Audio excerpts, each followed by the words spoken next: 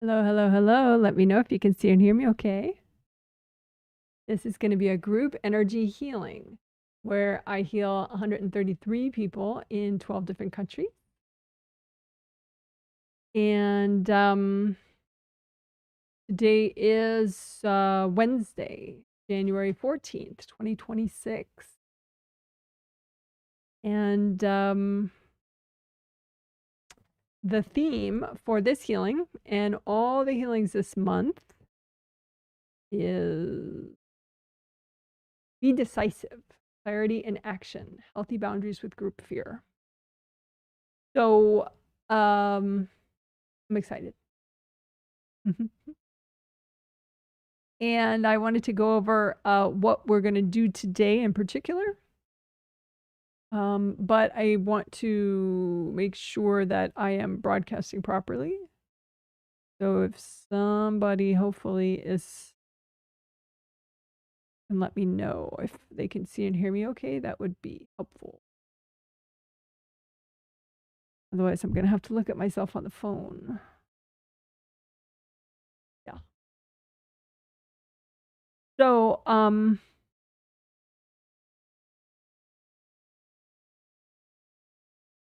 let me start to do that just.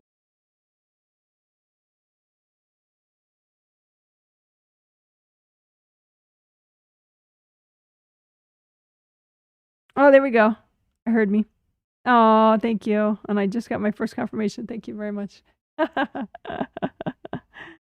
right, excellent. I appreciate it. You guys are very kind. Okay. So, be decisive, clarity and action, clear group fear. Woo! So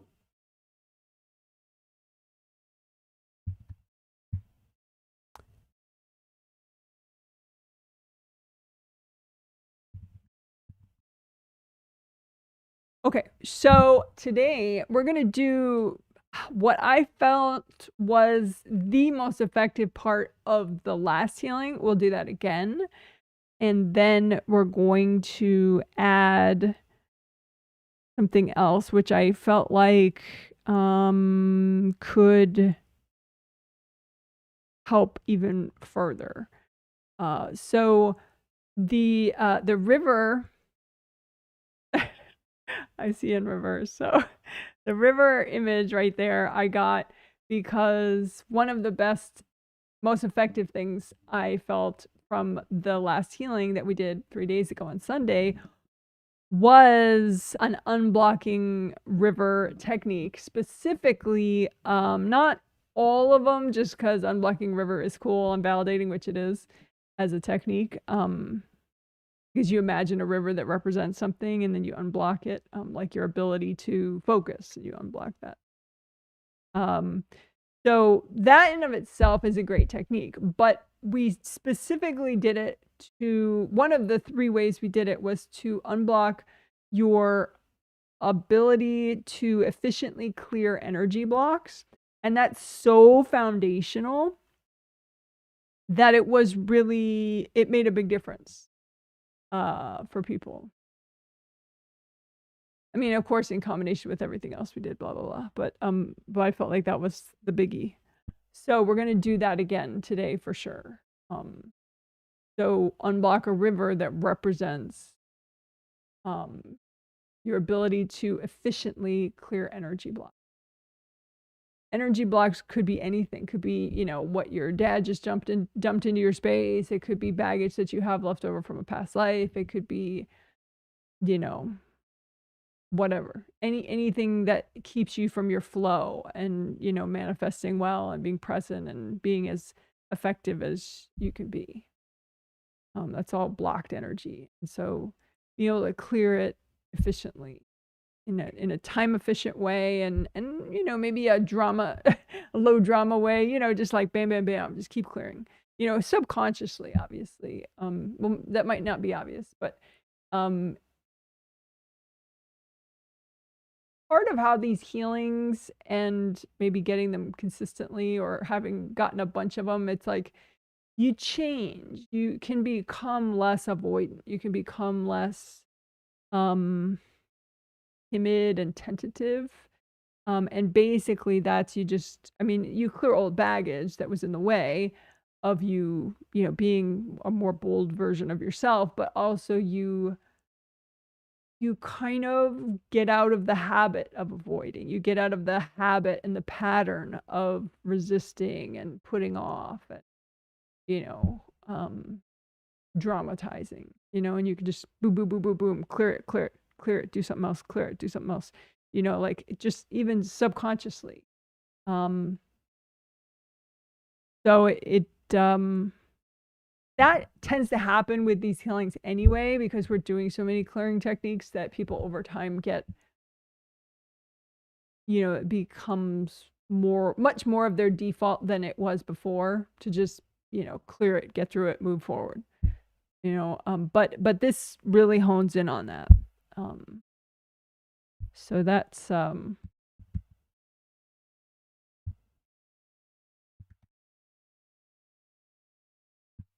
So that's the river technique to, imagining a river that represents your ability to efficiently clear energy blocks. So that's the first thing that's sort of a best of that we're going to repeat. The other one we did heal mini U's.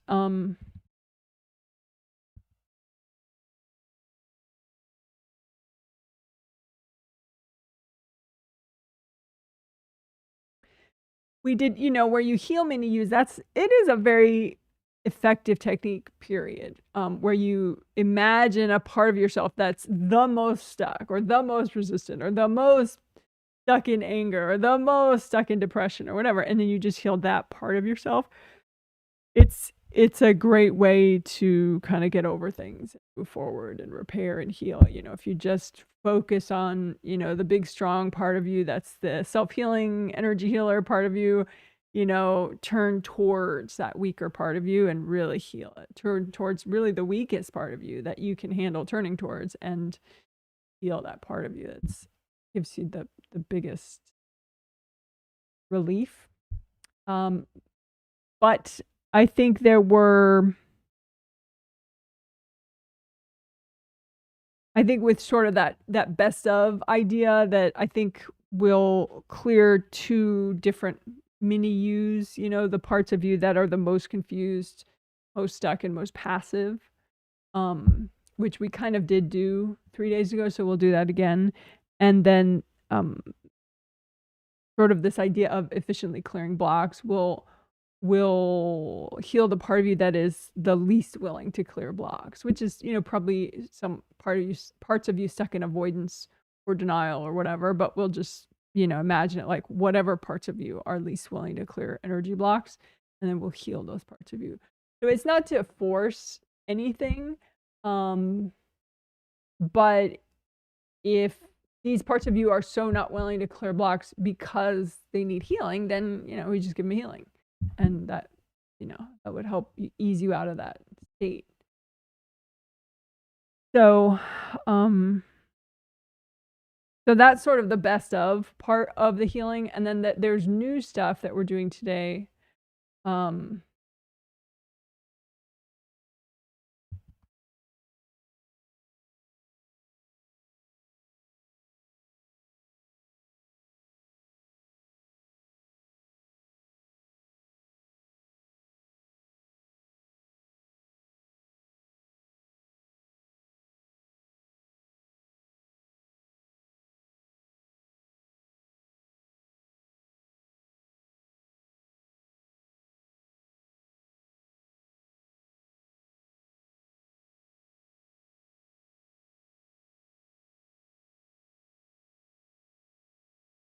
So it's something I kind of have to explain, of course. But I was looking at, like how I said the river technique was really helpful for most people. And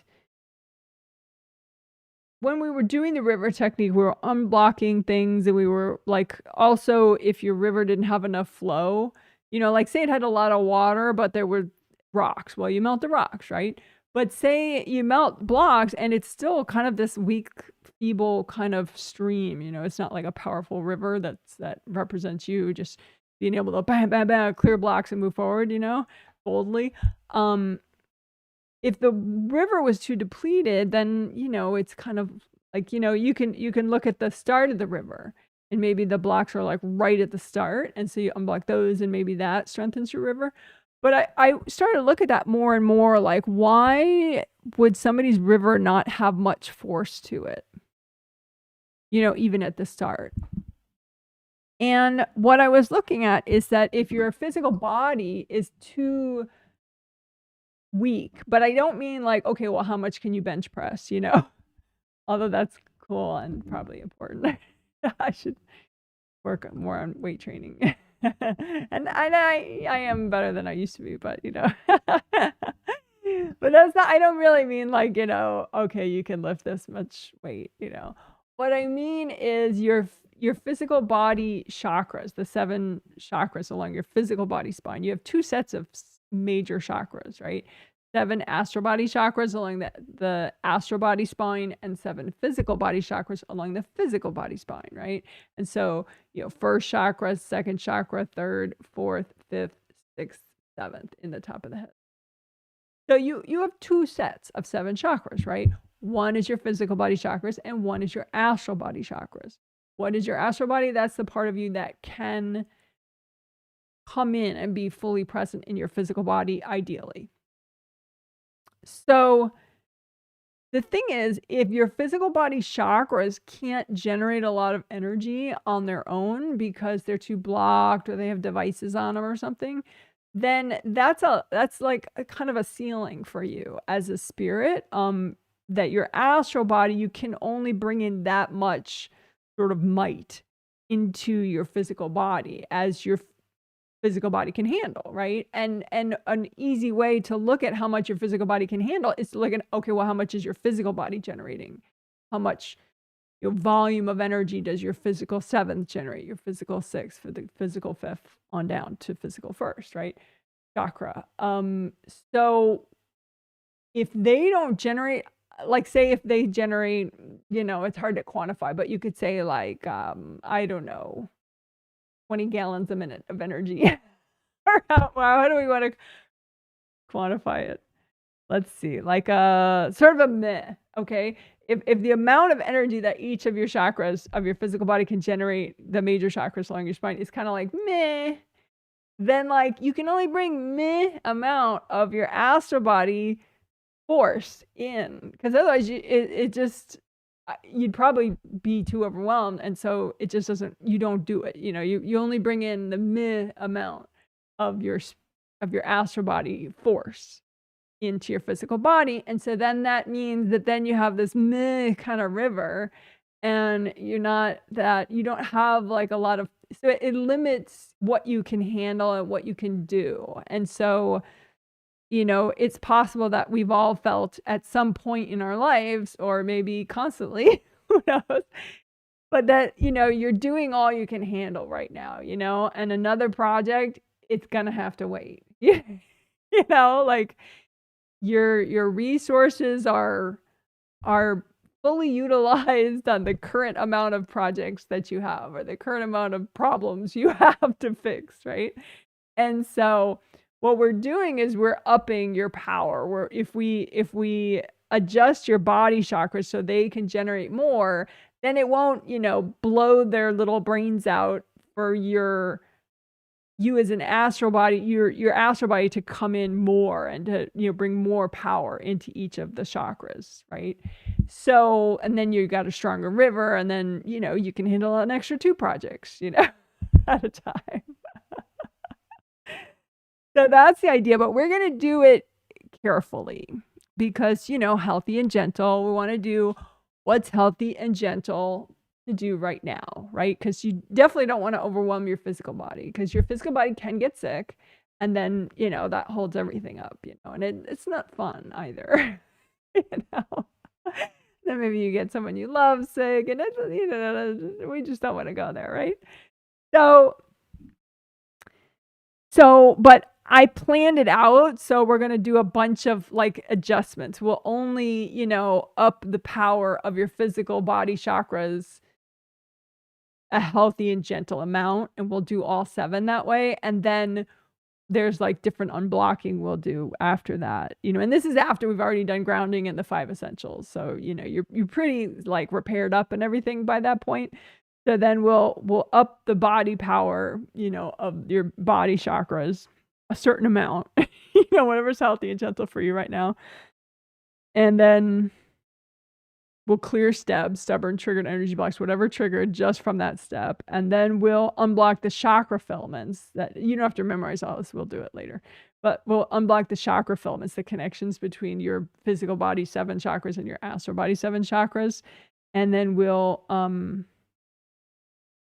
unblock your auras, the top of all of them and the bottom of all of them, to make sure they're releasing properly and receiving properly. And of course, keep making sure your grounding's fine. And then we'll align your chakras. So it's kind of like, we're just helping you to get through the shift gracefully. And then we'll probably only do 1 round of that. In this healing, we'll see. Obviously, we need it to be healthy and gentle, so we'll see how the angels pace it, if they want us to do teeny shifts or 1 medium shift or whatever. But that's the idea. Well, it's a series of steps, not just like wonk, crank up the power on your physical body. Because it triggers, it like stirs up a lot of dust, it triggers energy blocks that you've had all along, and then gets them in the way. So you got to clear them and clear it very, mindfully, so that, it's like a nice shift, not like a traumatic shift. Now that's the idea. So, yeah, so we'll increase your physical body's power, or the amount of energy it generates, in order to increase the amount of your astral body energy that you can have in each of your astral body chakras. So that makes you more of a badass. More unstoppable than you already are now. How about that? So that's the idea. And okay, so then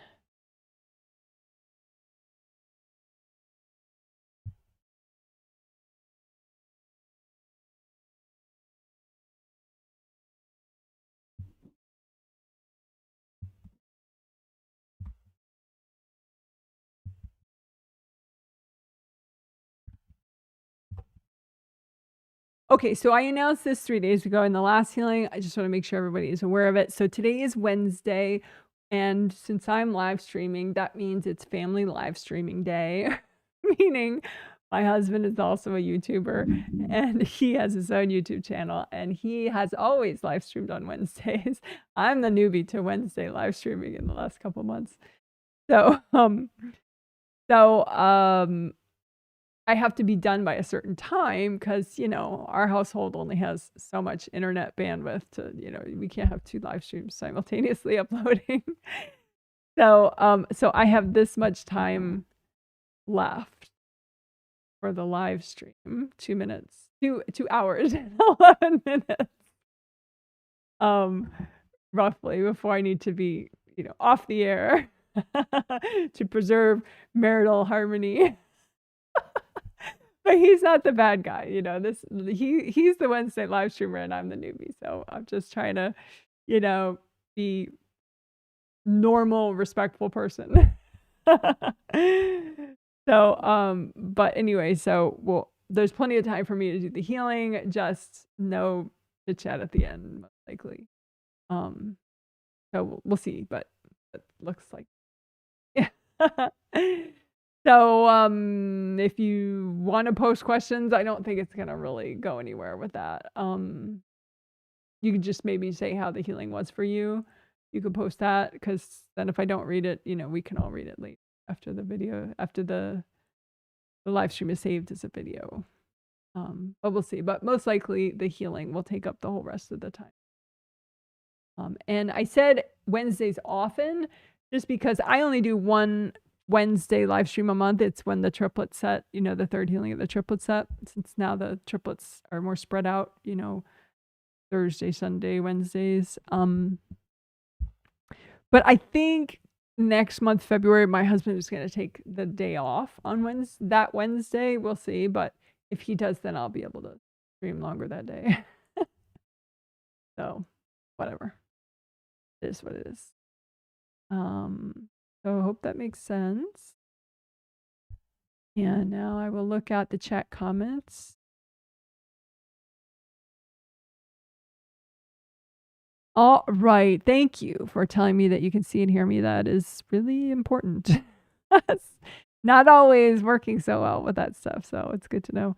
Hello, I can see and hear you fine from DC, Washington, DC, the capital of the United States.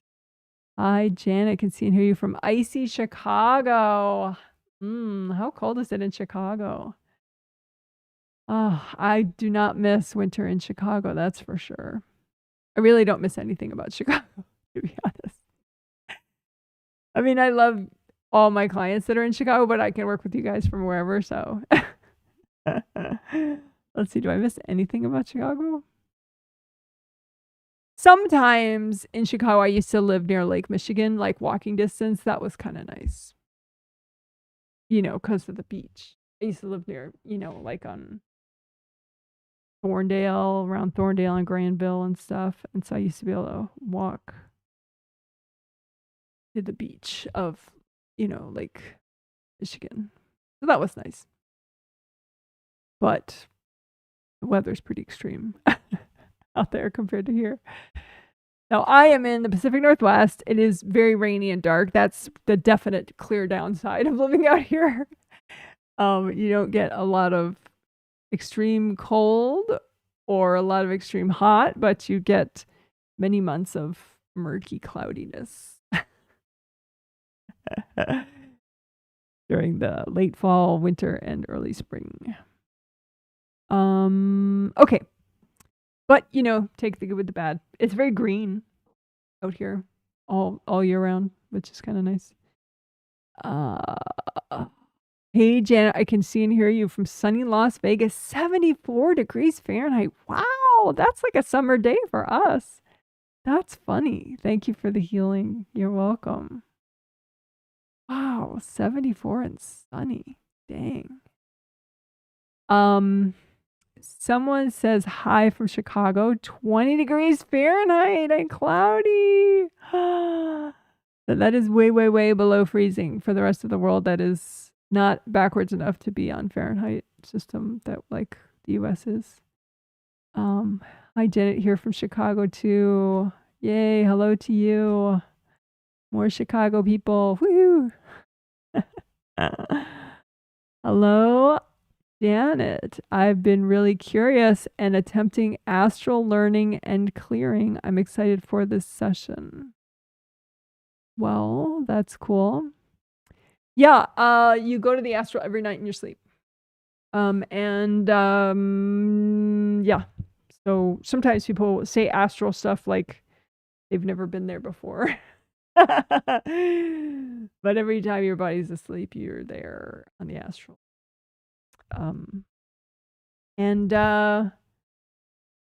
I do have an out-of-body clearing meditation if anyone wants to try that. That's a nice thing to try. Not when you're driving and not when you're away from home. I would not suggest it. Just when you're, in a safe, energetically safe and private environment. You can try an out-of-body meditation if you want. I do have an out-of-body meditation video, just one, because most of my stuff is in-body, being as present as possible. But sometimes an out-of-body meditation, if it's done a certain way, you can clear a bunch while you're out and then come back and you're more present. So that, if you search YouTube for Janet Wright, Sky Jacuzzi is one way you would find it. Because Sky Jacuzzi is in the title, or Janet Wright out of body meditation. That's another way you would find that video, in case you're interested. Alrighty. So now we'll do the 3 minutes of quiet, and towards the end of that, I will start the healing. And let me move my little camera thing over.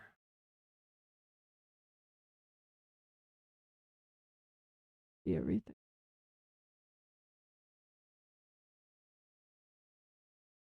Oh wait, this gets off. What does that mean? Oh, that means.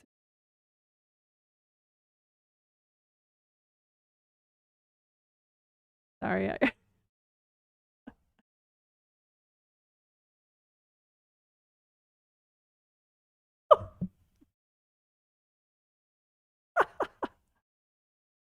My camera has these weird angles, so then I have to try to.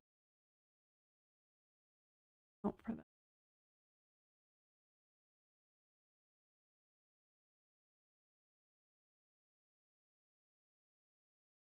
Yeah, good enough. All right. Someone else says, hi, Janet from sunny Queensland, Australia. Hello, hello. 28 degrees Celsius, which is warm, or 9:22 in the morning. See, that's so nice. You gave us so much fun information. So, yes, so for you, it's summertime. And so 29 to 28 degrees Celsius, I'm going to have to look that up. So that would be, oh yeah, that is pretty warm. That's like 82, maybe 82 degrees Fahrenheit. So yeah, that's pretty warm. Someone else is giving us some weather. Hi, Janet, 38 degrees Fahrenheit in New Hampshire. So that's Fahrenheit in the US. That's in the northeast of the US. And 38 Fahrenheit is above freezing, but not too much above freezing. I wonder if you still have any fall colors. I guess maybe not. All the pretty leaves have fallen. Snow is melting. How about that? Well, I guess that's my favorite thing for snow to do is to melt. Okay. So we'll do the 3 minutes of quiet where you get a break from my chatter. And towards the end of that, I will start the healing without talking. Just, cause for a minute. And then I'll keep going with the healing and say what I'm doing as I do it. So you could use that as an all levels self-healing walkthrough if you purchase this healing, you could heal yourself at the same time. But you don't have to. You could do your dishes and go to work and drive your car and hang out with your kids or whatever you want to do at the same time. You could even sleep at the same time and the healing still works. Are you okay? For some reason, our dog, like when he's coughing or something, if you talk to him, he'll stop coughing. Like magic. I don't know why that is. So anyway. Alrighty. So now finally a little silence.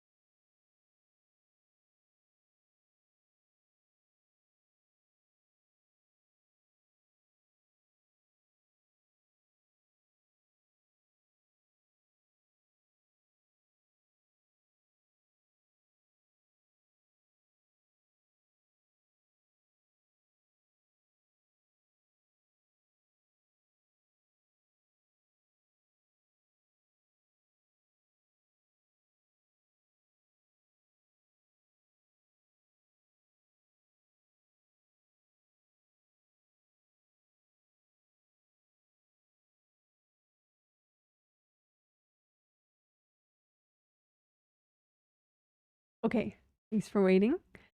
So let's do grounding. Uh, Grounding is your connection to the core of the earth. You have one grounding for your physical body energy system and one grounding for your astral body energy system, you as a spirit. So you can let go of both your current groundings and make brand new ones. Make them both the same color, red or orange or yellow, all the way down to the core of the earth. Keep them wide as all your auras, and wide all the way down to the core of the earth. And you can make a copy out in front of you of your fabulous groundings that you just created. Bring those groundings up high as your third chakra. Your third chakra is beneath your sternum, right around there. Your sternum bone is right there. And so below that, where your third chakra is. So bring up your grounding that high, all the way around. Why would you do that instead of at the first chakra, which a lot of people talk about, is just to give extra support to your lower chakras, 3, 2, and 1. Bring it up nice. Okay. And then you have a copy out in front of you of your groundings. And so hand chakras, you have two big, you have a big chakra in the palm of each hand chakra. And then you have fingertip chakras, one in each fingertip.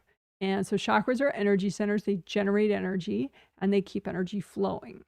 And so you can, just with your intention or your thought, set your hand chakras and your fingertip chakras to metallic gold glitter. And just, you don't have to see energy, you just think it, that these energy centers to gold, just your hand and fingertip chakras. And what does that do? That means that the energy that these chakras are naturally generating then becomes the vibration gold, as opposed to rainbow color or some other, as opposed to a color in the rainbow. Gold is a little bit more fast moving and is just really nice for repairing, unblocking, letting go. So what you can do is use gold light from one hand to relax and unblock the other hand. And as you unblock the hand and the fingertip chakras, they work better.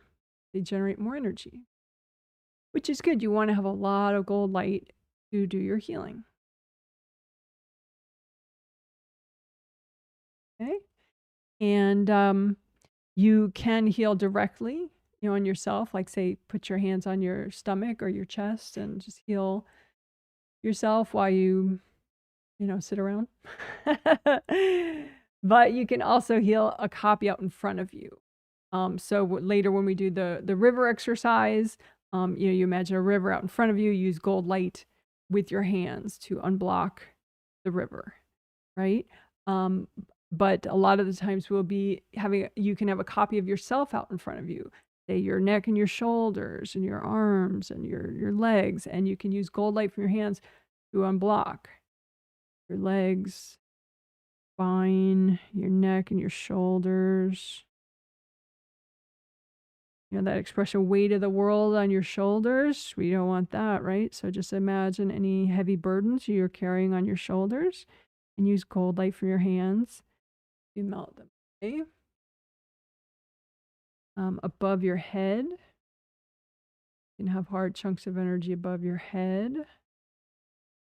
Melt those away with gold light. Basically, with your energy system, you want everything to have good flow, like a flowing river. like a flowing river. You don't want anything hard, anything crusty, anything blocked up. So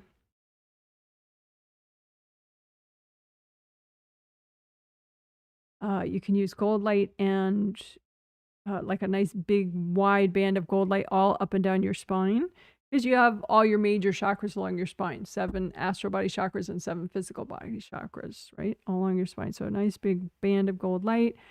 Wash out all your major chakras along your spine.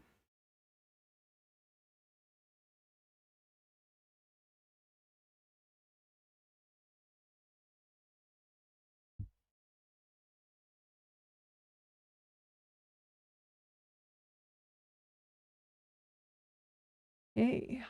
So This is not part of the 5 essentials, so sometimes I won't sneak things in between the 5 essentials, but this time I will. So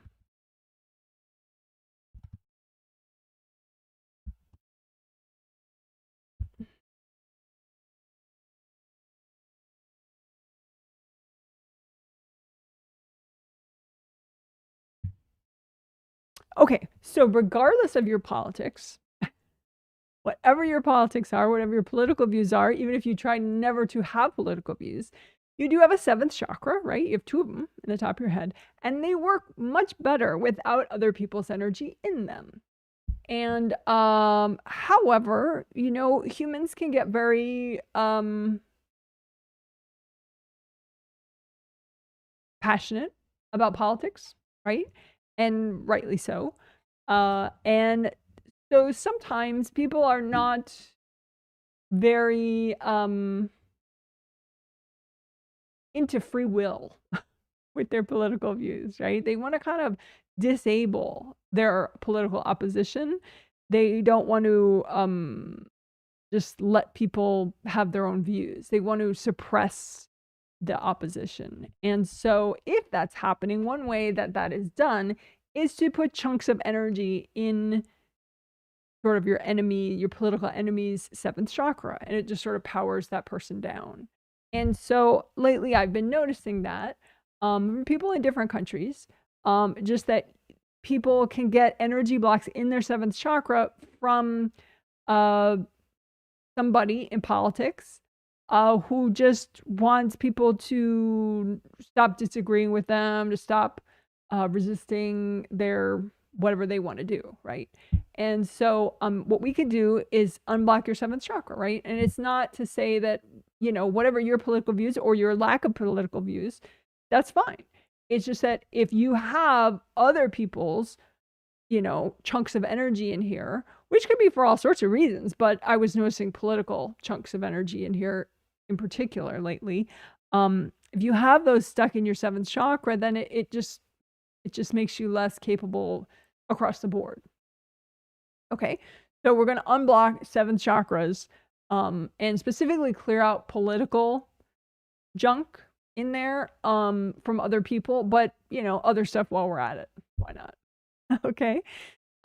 So the 7th chakra, this is a basic chakra shape, an open cylinder, right? And so 6, 5, 4, 3, 2, 1, the round opening is in the front and the round opening is in the back. So energy flows in the front, spins around, and goes out the back, wraps around, comes back in the front, right? But 7th chakra is different. Rather than oriented this way, it's oriented this way, right? So energy flows in the bottom of it from all the way down at the bottom of your aura, flows in through the 7th chakra, and then fountains out the top, and fountains all the way down, and funnels all the way back up, and then out again, right? So the top of your 7th chakra, you know, is like this. It's like the top of the open cylinder, right? So we'll unblock both the top and the bottom of the 7th chakra, but so let's do it. So go ahead and just imagine both your 7th chakras, and you know, unlike my piece of paper, which is yellow, purple is an ideal color, I would say, for your 7th chakra. So it's kind of like the rainbow system, and well, it literally is the rainbow system. So red, orange, yellow, green, light blue, deep blue, purple is what I would suggest. But you know, whatever floats your boat, it's your choice. But anyway, just set your 7th chakras, I would say, to your favorite shade of purple. And you can unblock them separately, or you can unblock them, you know, just have one, imagine one inside the other. And so you're unblocking them both at the same time. And just go ahead and find any chunks of energy politically. A lot of times if they say like, oh, somebody's sort of the mastermind behind a political leader, like sometimes a political leader might be unclean and they, you know, put chunks of energy in people's 7th chakras to disable them. But sometimes there's like somebody that's sort of behind the scenes running the show. And so that person is kind of the one that creates these disabling pieces of energy. And then maybe the front man kind of disseminates them, or the front woman disseminates them, you know, and disables their foes. So anyway, Just imagine your 7th chakras and melt away any energy from anybody else out of your 7th chakra. Even people that you politically agree with, if you have their energy in your 7th chakra, it's going to, make you less confident, less certain, less functional. So go ahead, melt out political junk from your 7th chakra, anything that's not you. And go ahead and unblock the top and the bottom of your 7th chakra. Remember, so 7th chakra is shaped like this. So the top and the bottom. Just use a lot of gold light and melt away.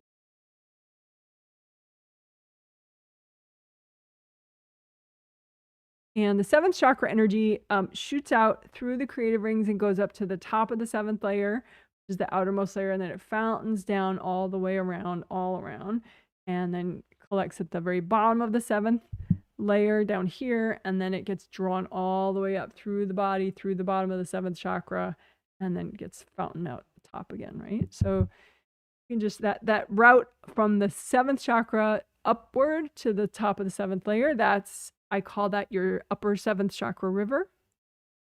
You can check for blocks there, check for political stuff there. That's not you.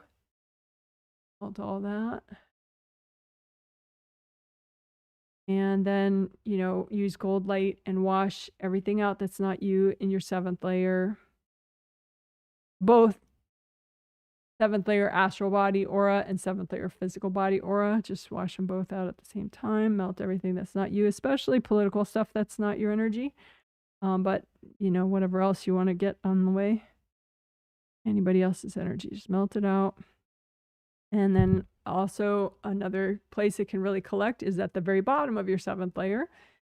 You can get some real hard compacted energy there. So just use a lot of gold light and melt it away.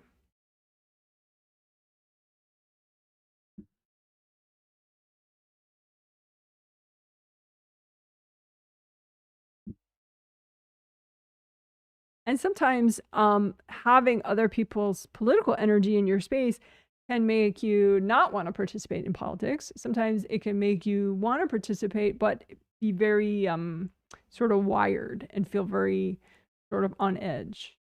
So it affects different people differently. Anyway, just go ahead, melt away all the blocks in your 7th chakras and your 7th layers. And the lower 7th chakra river is actually quite big, right? Because it goes from the bottom of your 7th layer all the way up through your body into the bottom of your 7th chakra. So that's your lower 7th chakra river, which goes upward. So just melt all the blocks, including political junk, any pieces of energy that are not yours related to politics or other stuff. And you don't have to know who it's from. You just use your intuition and melt away blocks. All you got to do. And it could be that your 7th chakra is a little damaged. Maybe you have some cracks around openings. So you can just use extra gold light there to repair. And melt cords from people with gold light. You can say, angels, if there are any invasive beings in my 7th chakras or my 7th layers, can you please recycle them? And if there are any invasive energies in my 7th chakras or my 7th layers, can you please recycle them? And you're just saying that to your angels. All right. Good enough. So hopefully that gives you a little bit of relief.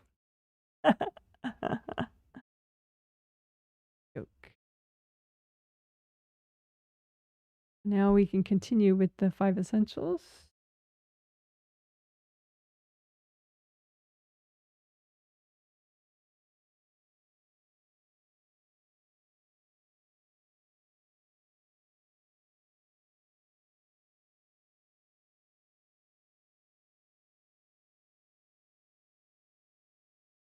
I'm just taking notes because later I will be making an outline of the healing. I'll post that in the comment section, and I will make video chapters Oh, speaking of which.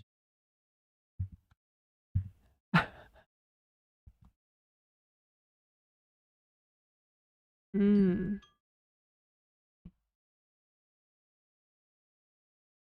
Hold on one second.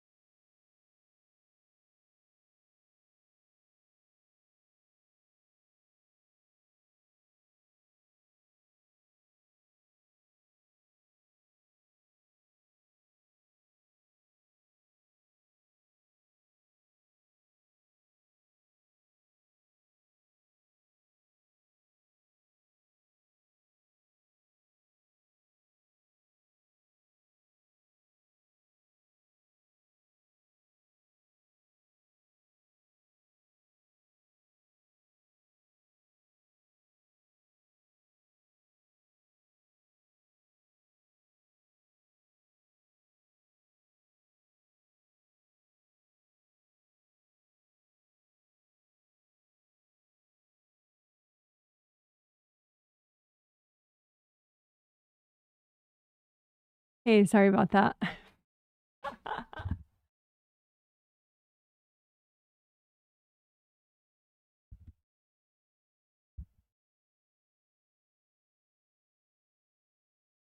So, as many of you know, I have a dog that's epileptic, and so he has to get medication on time every 8 hours. So, that's not something you want to skip.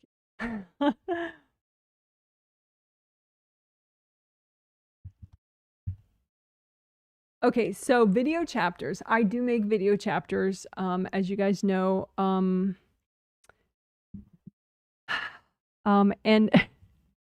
if you get an email from me, like I email the people that pay for the healings when the video chapters are done for each healing, right? I say the video chapters are done, you know. And but if I say they're done and then you go to the video and you don't see them, please feel free to email me. Because I know a lot of my clients, they're kind of like so nice that they don't want to say anything. But the thing is, I spent a lot of time on them and there was just one little typo. So none of the video chapters were showing up for like 2 whole days until I happened to go back and be like, oh, I want to use the video. Oh my gosh, there are no chapters. And there was like a 0 instead of a, there was the letter O instead of the 0 in the first timestamp. So none of the video chapters showed up. Which I don't know when that happened. Maybe like a kitten was on the keyboard or something. And, you know, because they were working for a while, like when I was making them.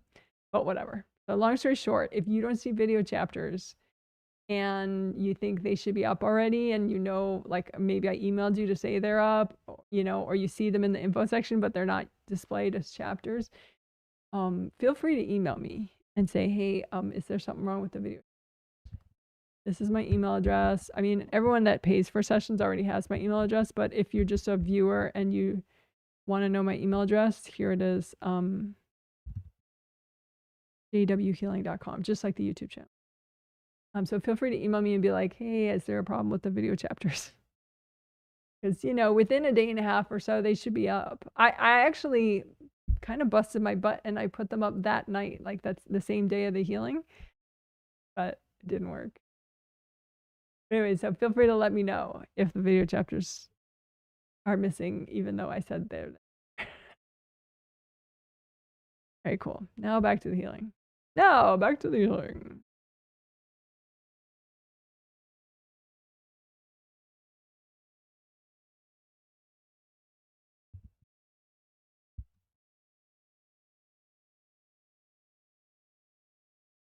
Okay, so 15 Wei Qi auras. Those Wei Qi is a traditional Chinese medicine concept. Has to do with strong boundaries energy. So your ability to like keep out illness, you know, factors that would make you're physically ill, but also mentally, spiritually ill.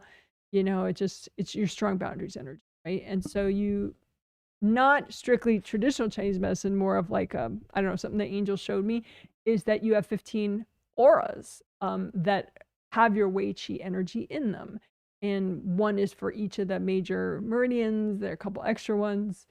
So anyway, so those auras, in addition to your 2 regular auras, astral body aura and physical body aura, we're going to repair all of them at once. Right now. So let's do it. All right. So first, just imagine everything out in front of you, all your auras.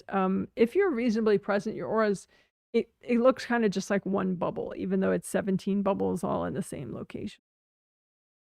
And just comb through them with gold light from your hands. And you want to first, I mean, you could just nourish them and unblock them. But as you do that, be aware of if you notice any rips. And you might be like, oh, you know, I'm not a clairvoyant, you are, I'm not, blah, blah, blah, blah, blah.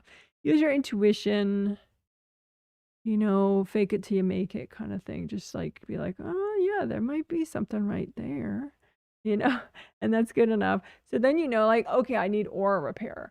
So then you could repair like one spot in particular at a time.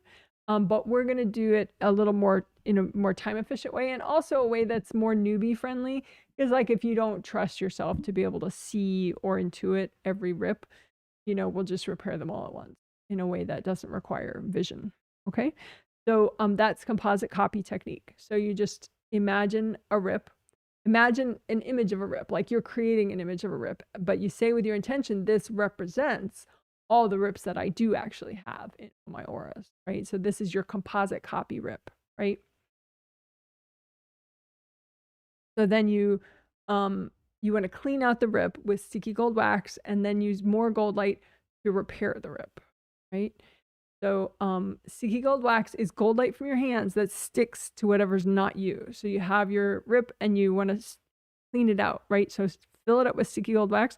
So it sticks to everything that's not you, and you just lift everything out at once. This big lump of junk. Angels, here you go. So sticky gold wax, lift out all the junk at once. Angels, here you go. Sticky gold wax, lift out all the junk at once. So what is the junk? It could be hard objects that people have thrown at you, and that's how you got the rips in the first place. It could be just like your neighbor's energy, your sibling's energy, some invasive being energy, whatever. So just sticky gold wax, get rid of all the junk. Angels, here you go. And then you can use more gold light and get it as deep as possible so that the rip starts to grow back and repair itself. And you could say, angels, if there are any invasive beings in the way of this repair, can you recycle them? Even if you didn't know you have angels, you do. And when you say in your mind, angels, they hear you. And so it's easy. Right? Angels, can you recycle any invasive beings in the way of this repair?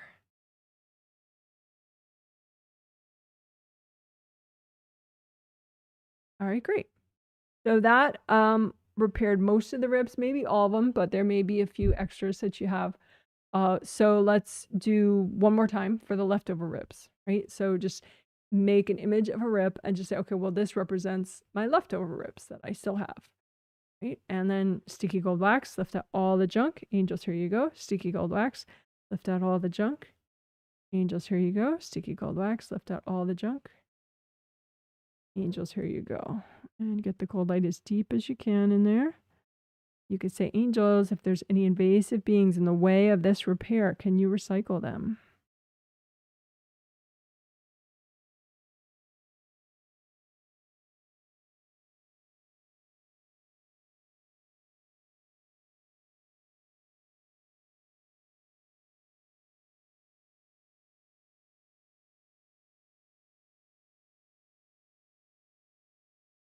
And then you just check the outer surface of all your auras, and you want to look for, like, say if you have a hole in your car tire, like the air just kind of spurts out, you know.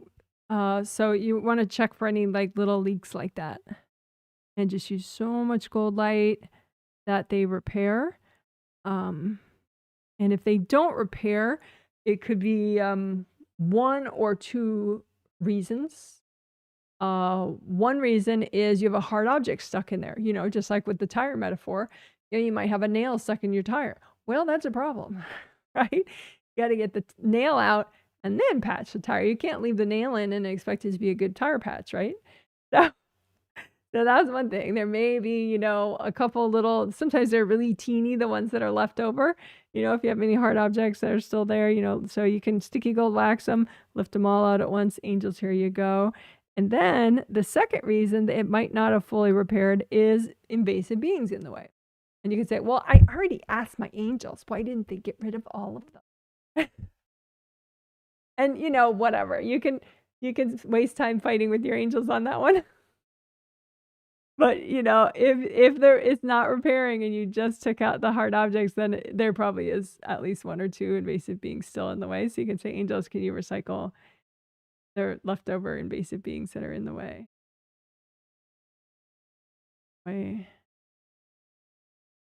Here. Your ribs can fully repair. And you won't leak energy anymore, which is a good thing. Because if you're still leaking energy, you keep attracting invasive beings, and it's like enough to drive you crazy because there are so many. Like, these beings. But the idea is, just don't be leaky. Repair your leaks. And you don't have as many problems.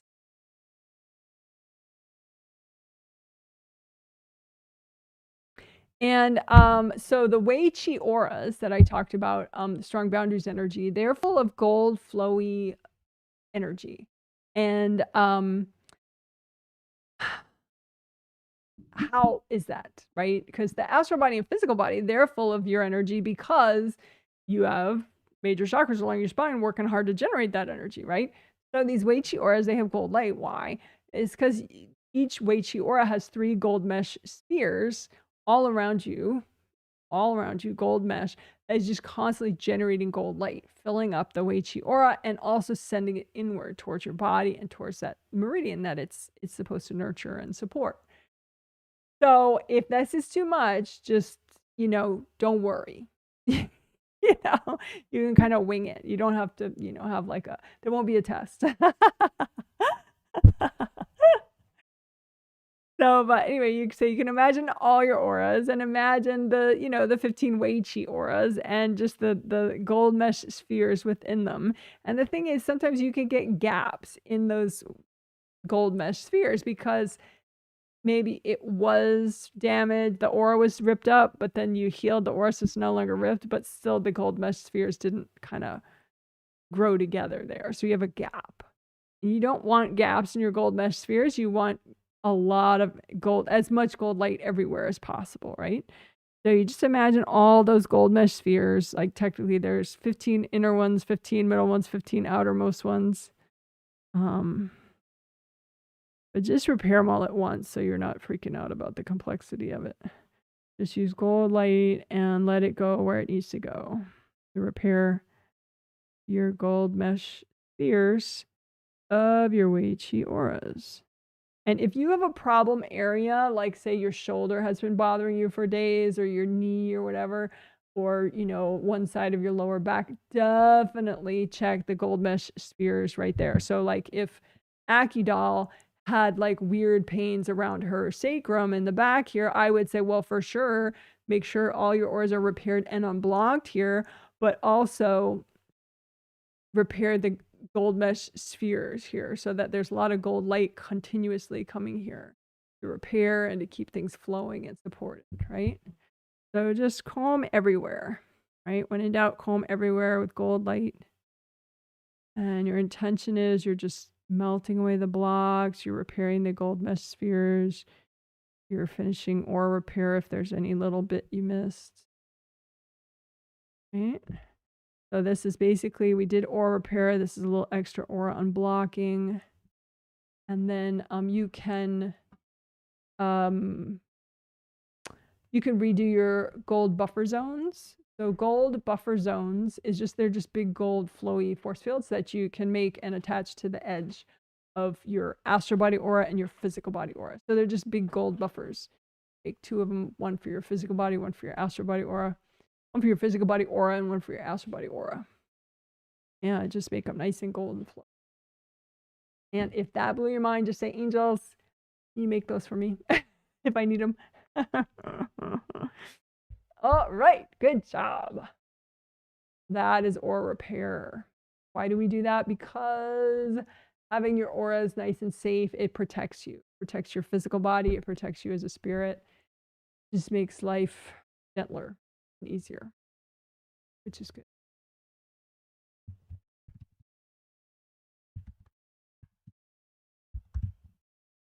So creative rings are above your head, of your astral body head. So they're 1, 2, 3, 3 gold rings, and they generate gold light, which is great. Can't have too much of that. and the gold light becomes like a nice little buffer in this area, but also it gets sent downward to all your major chakras, help and nourish your major chakras. So we just want to repair and unblock and make sure these creative rings are functioning well, and that they don't have cords from other people or beings, because then if the cords are there, then either someone's taking your energy or they're sending their energy in, and it's just a really sensitive place to have other people's energy. It tends to be kind of hard to focus and be present if that's occurring. So we want to just make sure it's nice and functional and it's just you up here, right? So it's easy to do. Don't worry. So you just imagine your 3 gold creative rings and use a lot of gold light. You make a copy out in front of you of your creative rings and use gold light from both your hands and wash out anything that's not you. Your creative rings can be damaged, so they could have little cracks in them, or they could have big missing chunks. So you just use so much gold light that your creative rings grow back. And you could have cords from people going into your creative rings. That's a pretty invasive thing to do. A lot of times people don't know consciously they're doing it. But, you know, just use gold light and melt away cords from other people going into your creative rings.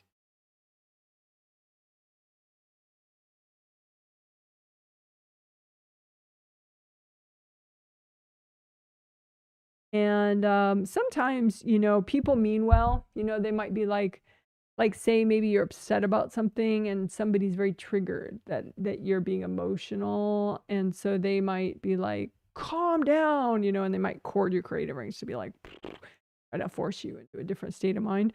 And it doesn't work, though. It makes the person more overwhelmed. But I just mean to say that not everybody's trying to harm you that cords your creative rings, but it's not a good thing. So just use gold light and just melt everybody out of your creative rings. And your creative rings, just like the round openings of chakras, your creative rings have flaps, and you want the flaps to be relaxed and shut, because then it's harder for people to cord you. So this is what it looks like when the flaps are not relaxed and shut. They are open and irritated in this illustration, right? This is like a top-down view of your creative rings.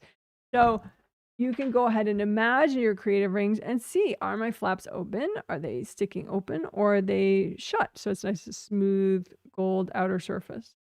So you want to just heal them enough so that the cords melt, the damage gets repaired, and the flaps fall shut.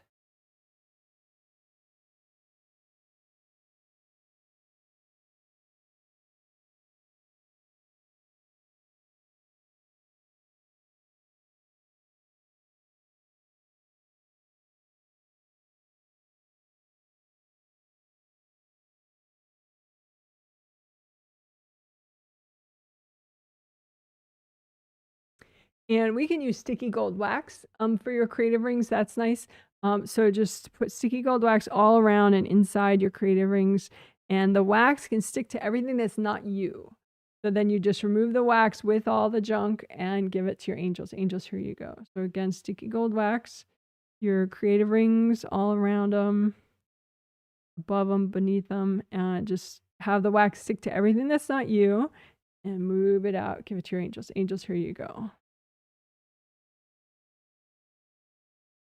You especially want good flow through the middle of your creative rings, because your 7th chakra needs to fountain 7th chakra energy upward through the rings to the top of your 7th layer. Right? So Just as you're healing your creative rings, make sure they're unblocked. And you can say too, because you can have invasive beings that are courting your chakras, and it's just easier to have those invasive beings recycled so they don't keep bothering you. And remember, you're a giant being. So these little invasive beings, they're just nothing better to do with their time than to try to mess with people and steal energy. So just say, angels, you recycle any invasive beings that are messing with my creative rings.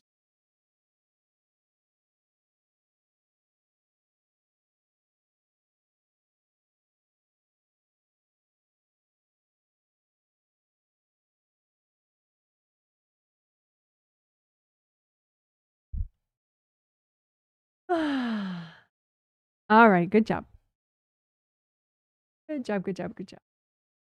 So we're going through those 5 essentials, right? We did grounding, we did aura repair, we did creative rings just now. So then we have chakra repair, and then we have the back of head stuff, right? So now we'll do chakra and unblocking.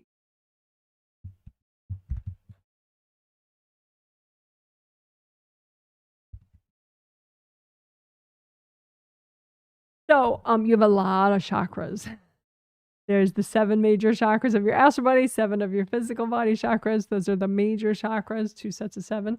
But then you have all sorts of other chakras. Your acupuncture chakras, those are all acupuncture points are all chakras.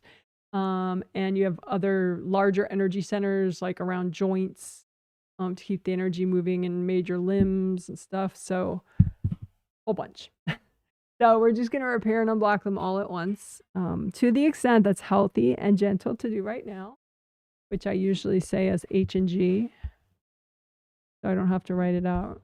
Right? H and G means healthy and gentle. So you can this is the basic chakra shape. Looks like an open cylinder. And so you can just make an image like that and just say, okay, well, this represents all my chakras of my body and my spirit, every single one. Right? And then use gold light from your hands to repair and unblock.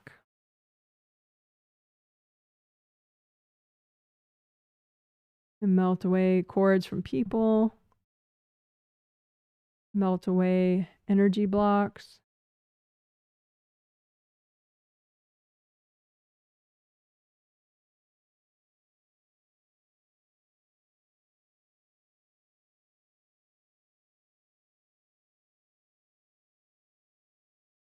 Keep melting cords from people. And invasive beings can cord too. So you can just say, angels, can you recycle any invasive beings that are messing with my chakras?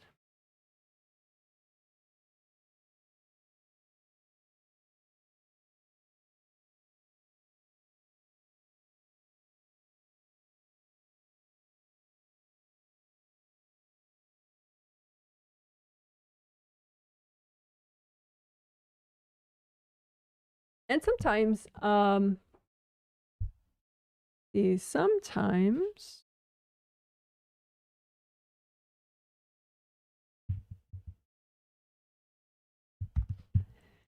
the worst chakras, what are the worst chakras? I just mean ones that at this moment are the most blocked or the most damaged, right? And so because sometimes when you're healing all of them at once and you're getting a sense through that composite copy of all of them, maybe the fabulousness of most of them kind of hides the super not fabulousness of a couple of them, right? So if you just make a composite copy only for the worst ones, the ones that are the most beat up and the most blocked, then you make sure those chakras get their attention that they need, right? So just make a different composite copy out in front of you just for your worst chakras at this moment, right? And then use lots of gold light. You can say, angels, can you recycle any invasive beings messing with these chakras? Melt cords from people. Melt the blocks.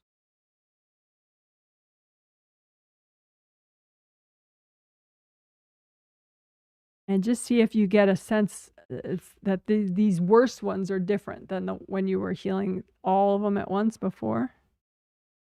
And if there are any cracks, just let those repair with lots of gold light.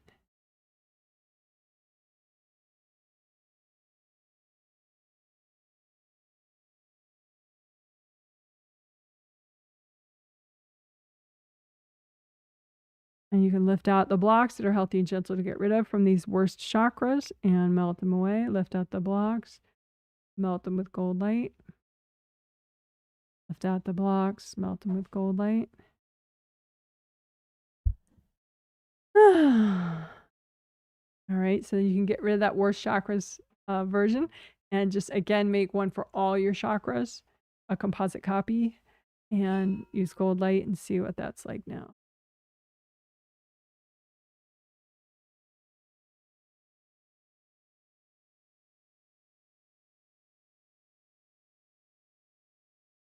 Melt cords, angels, if there are any invasive beings messing with my chakras, can you recycle them? Lift out the blocks, melt them away. Lift out any blocks that are healthy and gentle to get rid of from any of your chakras and melt them with gold light. All right. Good job, good job. Woohoo! Yay. Great job. All right.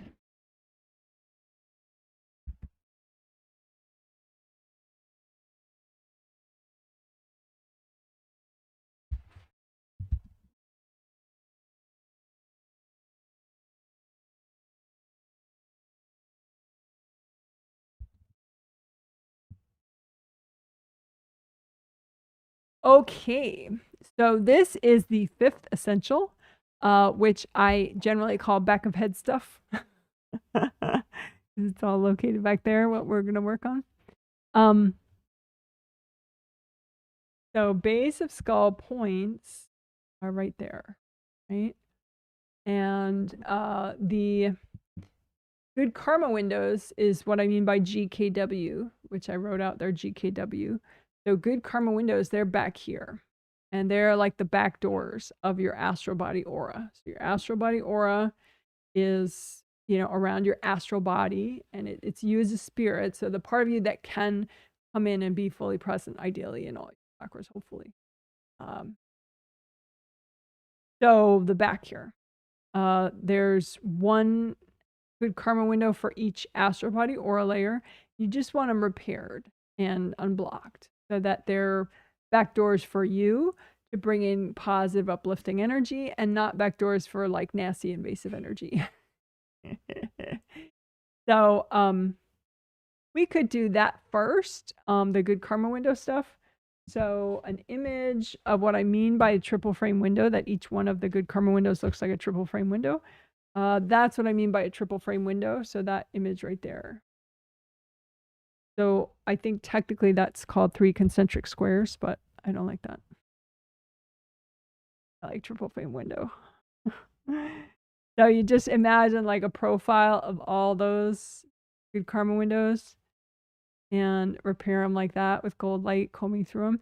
You could repair them all at once, like make a composite copy of all 7 good karma windows that looks just like one, but it represents all of them, if you prefer that. I like looking at them individually and repairing them individually, because then after that I double check, like if it worked. Like, is the 7th one safe, 6th one safe, 5th safe, 4th safe, is the 3rd one safe, is the 2nd one safe? And if it's not, then I need to work more on it. I need to repair more and have the angels recycle invasive beings in the way of the repair.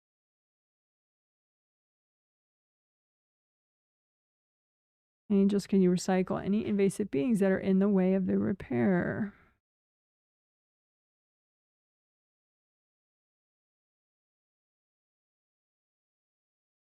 And you can have hard objects stuck, like spears and stuff. So just lift out the hard objects, blow them up, lift out the hard objects, blow them up. Again, do more repair. Is that good karma window, you know, you have the frame, the triple frame, and then the window part should be like flowy. So like red and flowy, orange, yellow, green, blue, light blue, deep blue, purple. So frame and then flowy stuff in the middle. That's your energy.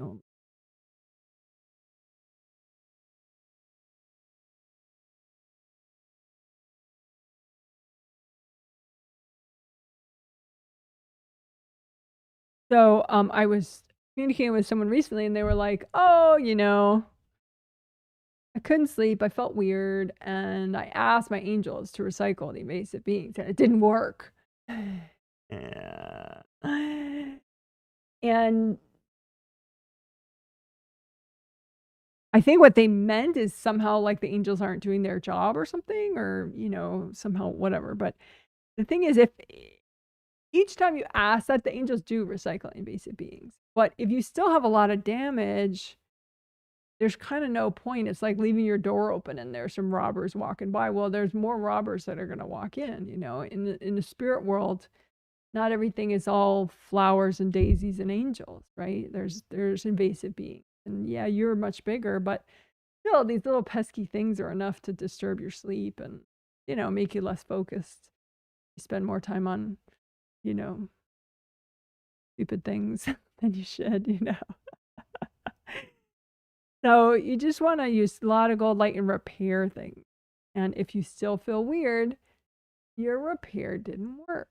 Maybe your repair worked halfway, but not fully. Right? So just double check things. Once you repair, if you still feel weird, some of the repair didn't work. So then you just intuit which part didn't work and keep working on it. Have the angels, can you recycle invasive beings in the way? More gold light. Angels, can you recycle invasive beings in the way? Use more gold light.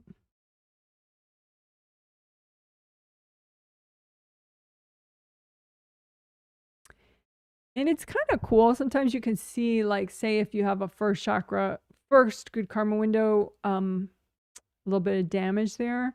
You can see invasive beings coming through, like maybe if it's just one, it could be looking like a white lightning bolt that comes through down your spine or comes through down your shoulder to like a knot in your shoulder. It's kind of annoying. So anyway, but you just see the invasive energy that came through and just say, okay, angels, can you recycle that? And then you go ahead and repair the damage that allowed that invasive energy to get through.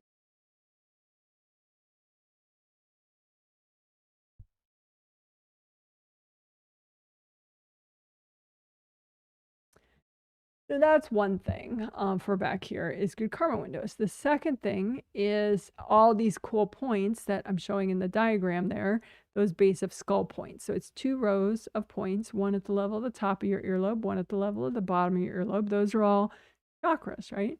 And so you use gold light and repair them. And they have the basic chakra shape, right, of an open cylinder. But each chakra is much, much smaller than this. And it fits inside the meridian. These are meridians in the diagram, right? Energy pathways, traditional Chinese medicine.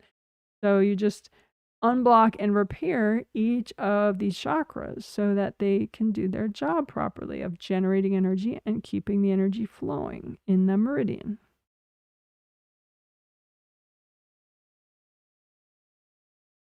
So these chakras, they're pretty small. So it doesn't take much for them to kind of crush, and get crushed. And so you just use so much gold light that they uncrush.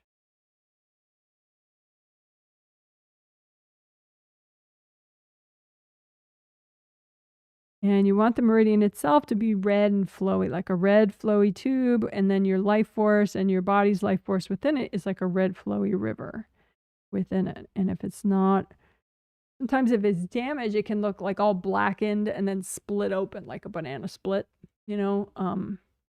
which obviously you don't want. So it should just be red and flowy and whole, like a red tube with a red river inside it, no leaks. No white, no silver, just red life force. No black. Red's a really good body color.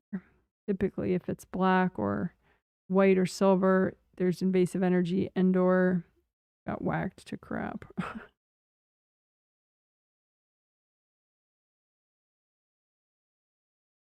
So 5 auras, I wrote out 5 auras there. Why did I do that? Well, because those five of your 17 auras are especially important back here. Astral body and physical body auras are always important everywhere.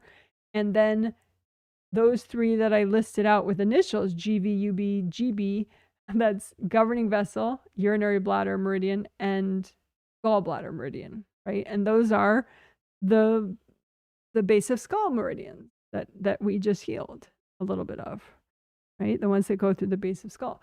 So the auras, GV, UB, and GB, they each have a Wei Qi aura. It goes all around you, but the part of it back here is oddly like super, super key. So that's generally if you feel like, invasive energy, whatever, something's wrong back here, it's either your good karma windows, which we just repaired, or it's one or several of those 5 auras that have wax or a lot of energy blocks. So you just comb through there and melt the blocks and repair any lingering damage that you have. I mean, we just did aura repair on all of them, but you could still have, one aura that just has an extra gash that didn't get repaired when we did them all at once. You can just use gold fire and just coat the valley of the rip with a lot of gold light. And if it's not repairing, just say, angels, can you recycle any invasive beings in the way of this repair? And then let it grow back. And it's possible that you have to say that several times because sometimes there's just too much. Angels, can you recycle invasive beings in the way of the repair? Let it grow back. Yeah, you can comb through your head because it's just energy and it's just your fingers, right? So you comb through your head and drag, and your auras here, especially those 5 auras, just drag out anything that's healthy and gentle to get rid of right now. Comb through your head, comb through these auras, drag out the junk that's healthy and gentle to get rid of, and just make it like a big lump. And then just say, angels, if there's any invasive beings hooked into this stuff, can you recycle them? And then use so much gold light, you're melting cords from people, melting your own energy out, and then you're just melting all those blocks away. So again, comb through your head, drag out the junk, and use so much gold light. The angels, can you recycle any invasive beings in the way? So much gold light that you melted all.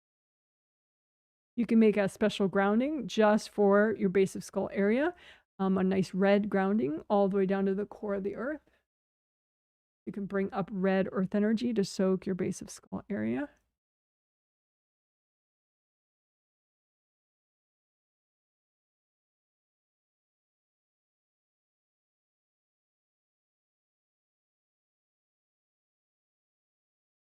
So you should be able to sort of trace the outline here and not feel any leaks.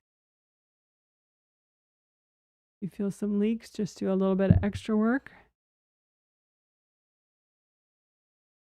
to heal any damage to the meridians.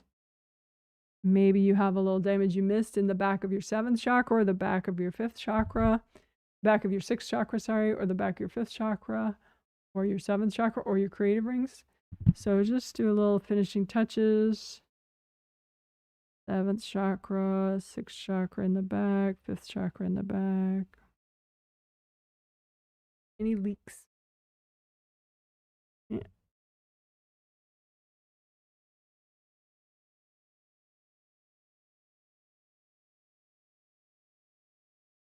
Do some gentle neck stretching.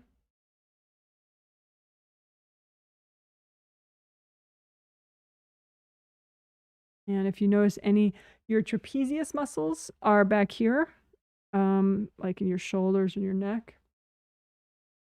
So you can comb through those in particular. Lots of gold light, bring up red earth energy, comb through them, pop out any hard objects stuck in them.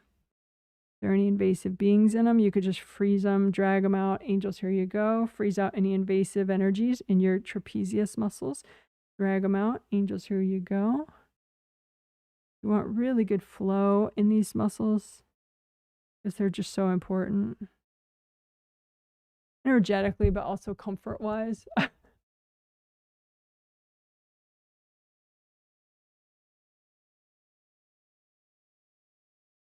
All right, good job, good job.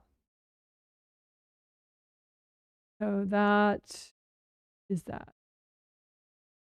Base of skull points, good karma windows, all those 5 auras plus trapezius muscles, just a little bit.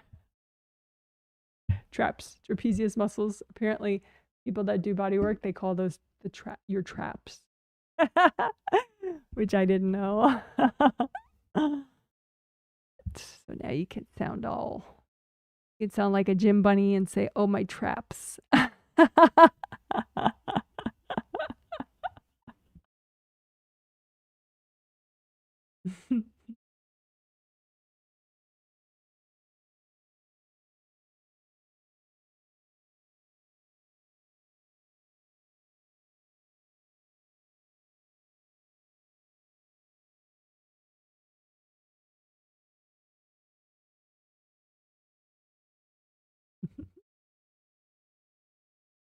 Right.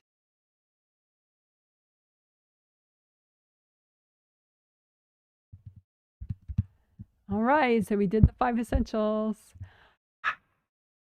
Now, do I spend that much time in my daily life doing 5 essentials every day? No. I just freestyle it. I'm like, "Oh yeah, I got to do some aura repair right there." Cuz I'm a geek, so I like knowing which auras it was, So like back here, oh, it's just the urinary bladder meridian, Wei Chi aura. I have one rip right there. So I'll just do it, like hone in on it. But if you don't trust your intuition, then, repair all auras at once. Repair all your good karma. You don't have to. But you don't have to listen to me walking you through it. You could just do it on your own if you want. So anyway, blah blah blah. All right. What else?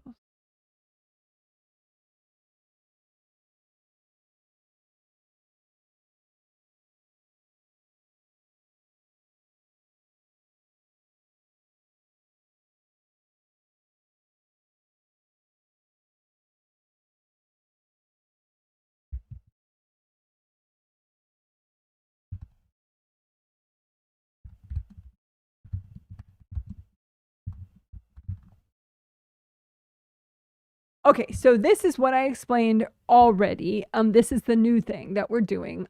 Basically, I tried to write it out there.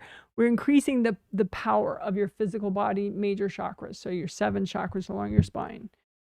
1, 2, 3, 4, 5, 6, 7. You have 2 sets of 7 chakras, right? A physical body set and then an astral body set.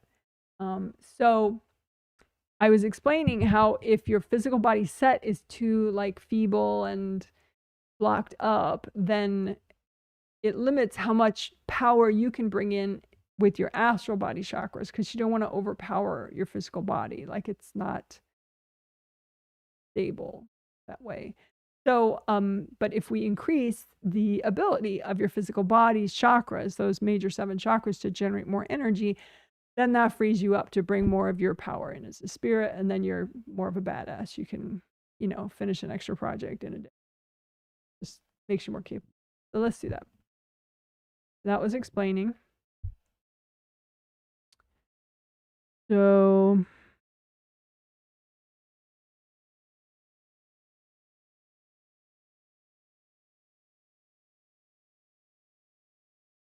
one more thing to explain is that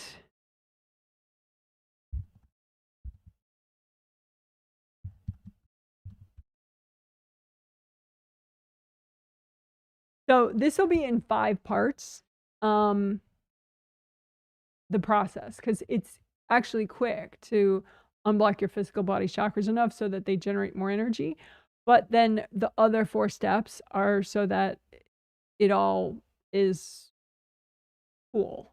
Like that, there's a bunch of unblocking and aligning after that, and clearing triggered energy, just so you don't start any drama in your life. So it's a good thing that we're. So if you just do the part 1, I wouldn't suggest that. I'd suggest doing all 5 parts. I'll try to make them quick enough so that it doesn't take much time, and so, but I will separate them out. Just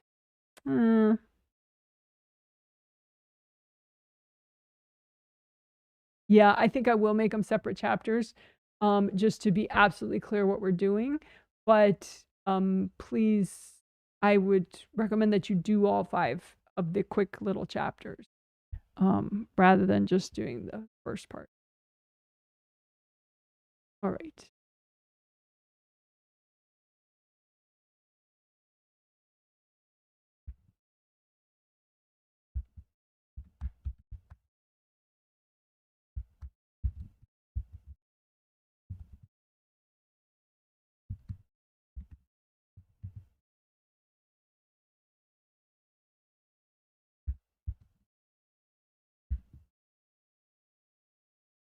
Okay, so part 1 of 5 is easy. And that's just to imagine your 7 major chakras, physical body chakras along your physical body spine, and you unblock them enough and get rid of any devices in the way enough so that they generate more energy. And we want to do it healthy and gentle, right? So there's some amount that you could increase what your body does, and it doesn't give you drama, right? And so that's what we'll do. So just have your intention be you want to do what's healthy and gentle to do at one time, okay? You're imagining your 7 chakras, and if you want to know literally, they're open cylinder shape, and 7th is oriented this way, and 6, 5, 4, 3, 2, 1 are oriented this way, right? So 7, 6, 5, 4, 3, 2, 1. And so just imagine your physical body 7 chakras, and just imagine okay, maybe now I don't know how you want to quantify it. Maybe they're generating, half of what you could do right now in a healthy and gentle way. And so just unblock them enough and get rid of enough devices so that they generate as much as is healthy and gentle for you to generate right now with your body chakra. You might find that one chakra is especially blocked, oh my God, my 4th, wow, that's not generating much energy at all. So you just spend a little extra time on that one, and just, some of the devices blocking it can be really simple, like hard rings around it that just constrict it, keep it from generating more. Or maybe just blocks, around the round openings. So just, you don't have to have great perception. Just use your intention and unblock enough so that you're kind of upgrading your physical body chakras. A healthy and gentle amount of upgrading, right? 7, upgrade it. 6, upgrade it. 5, upgrade it. Devices. 4, upgrade it. Block it extra, probably. 3.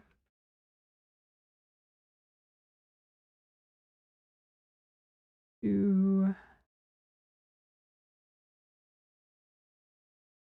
Devices, angels, here you go, angels, here you go, angels, here you go. You say angels if there are any invasive beings in the way of this physical body upgrade. Can you please recycle them? And even if your body is physically sick, you can do an upgrade. Obviously, your healthy and gentle amount of upgrade might be smaller than somebody else who is not currently sick. Right? So, but still possible to do an upgrade. It's just whatever upgrade is healthy and gentle for your body.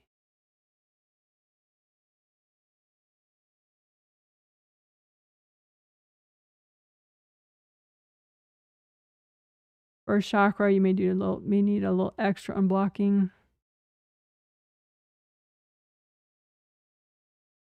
All right, so that's the first step, right?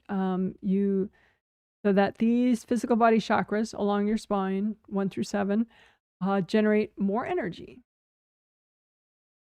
So the rest is just adjusting to that, making that a healthy and safe adjustment. So part 2 is easy. Clearing stubs. So stubs is stubborn, triggered energy blocks. So whatever triggered by you doing that. It could be body level energy blocks, astral body level energy blocks. It doesn't matter.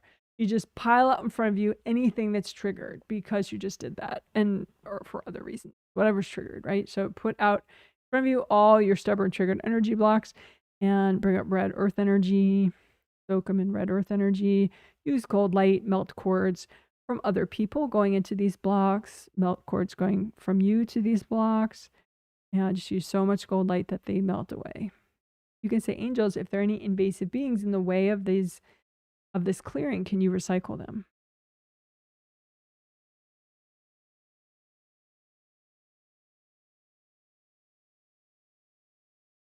All right, so that's part 2. Part 3.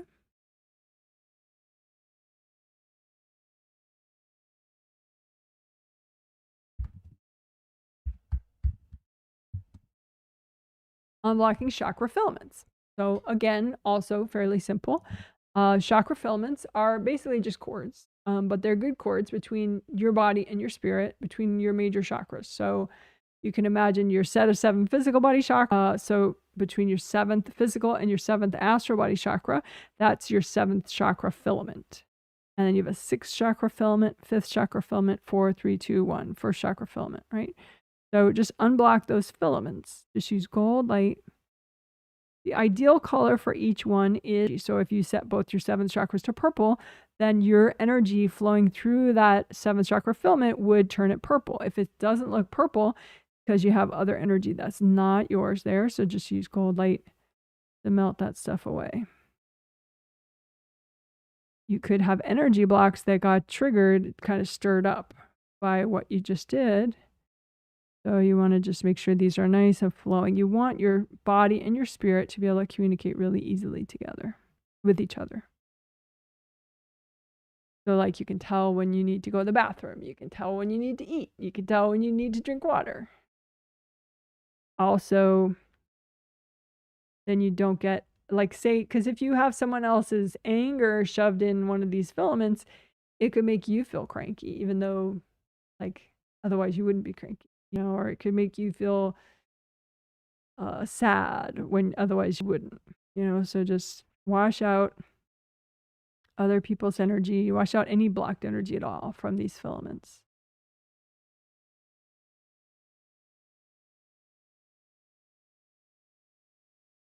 And if anybody's cording these filaments, melt those cords away.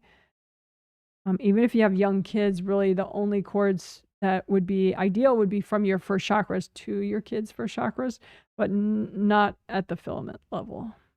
Melt away all the cords going, if there are any, going to one of your filaments from somebody else.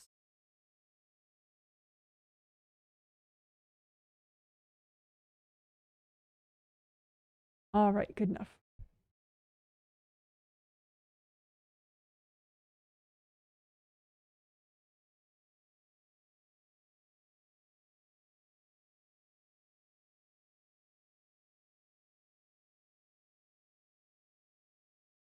Okay, so now unblocking above and below, right? The top and the bottom of your auras. So your auras, all 17, they wrap all around you like one big bubble, right? And you can unblock everywhere, really, but especially at the very top and the very bottom. Especially the very bottom, because you want to be able to release and let go, upgrading your body and then bringing more of your energy as a spirit in. That can stir up some baggage, so you want to be able to release whatever you need to release down to the core of the earth, right? So just unblock the bottom of your auras, the bottom, say half of your auras extra, and then the top of your aura, above your head or above your shoulders.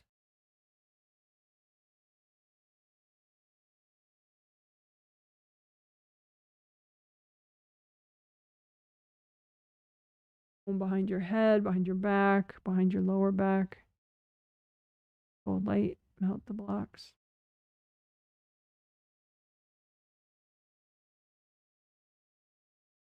You can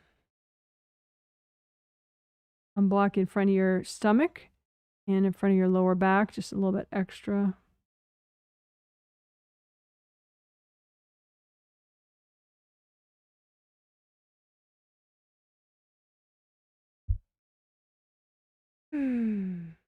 All right, good job.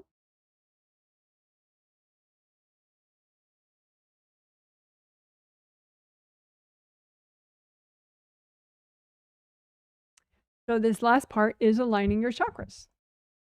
So that's easy. So you can imagine both sets of 7 chakras, how they are now. So you're probably pretty present, I would hope, but there could be like maybe 3, 2, and 1 are not, your astral third isn't in your physical third, you're next to it. Same with second and first, or maybe you're in 7, 6, 5, 4, 3, 2, but then your first chakra, one's next to the other because you're not quite present in your first chakra. So however you are now, that's fine. Just imagine it and go ahead and use a lot of gold light. You want the chakras to be aligned with each other, so like you don't want them like jagged, like oriented in weird ways or knocked over to one side. So just use a nice big band of gold light.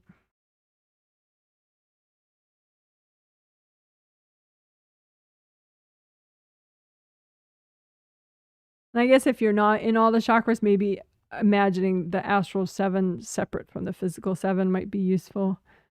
So then you can tell if your lower chakras are aligned with each other well. Like, your astral 3, 2, 1 are aligned well with the ones above it, and your physical 3, 2, 1 are aligned well with the ones above them.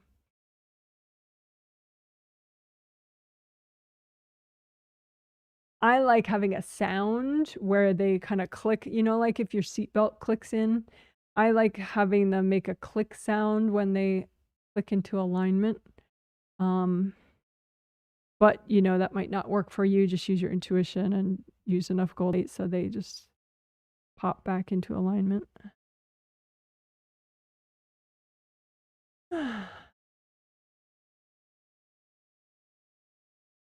So that's pretty much it. So then just check your grounding.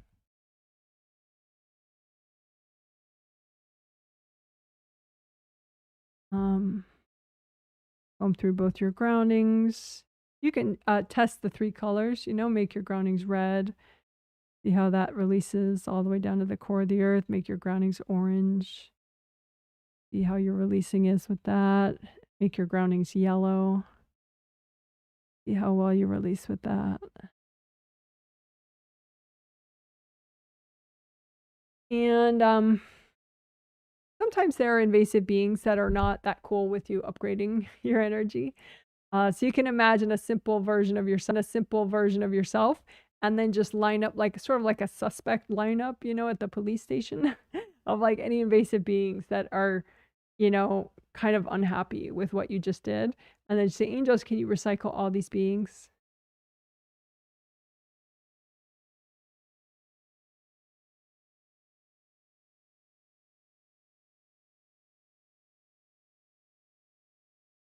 And there could be some people that are not so happy with you upgrading your energy. And it may be just, like a subconscious thing, it just, they got triggered by something.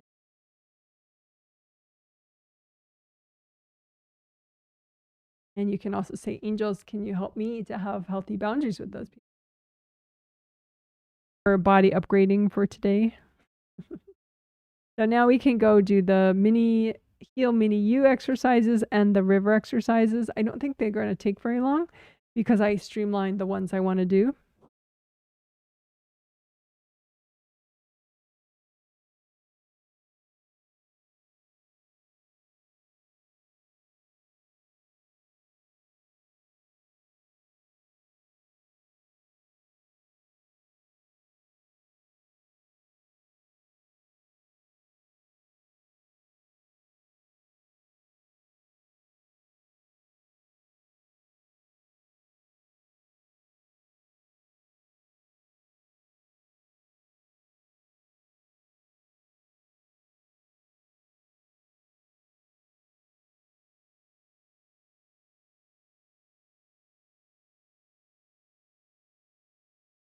All right.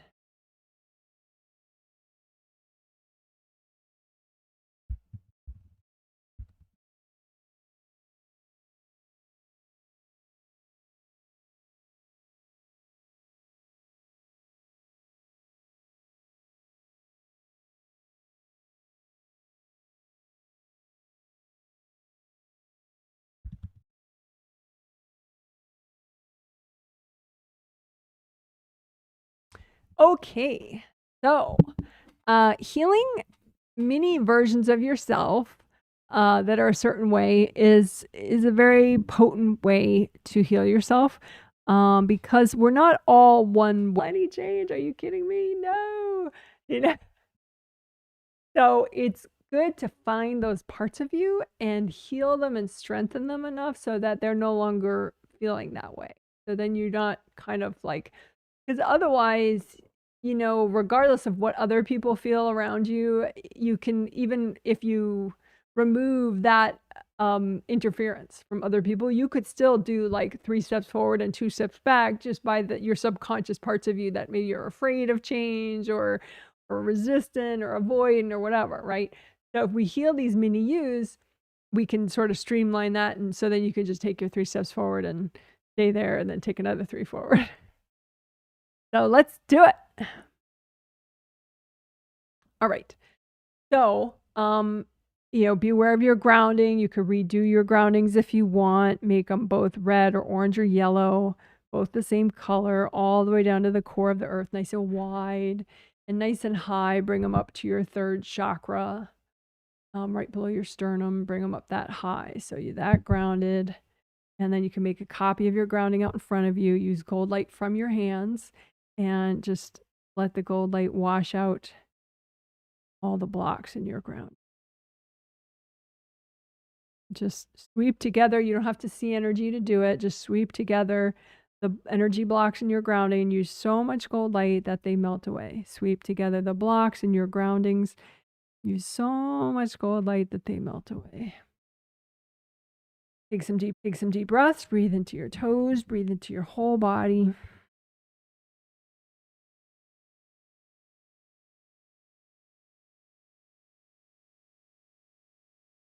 All right, great. So now you're grounded.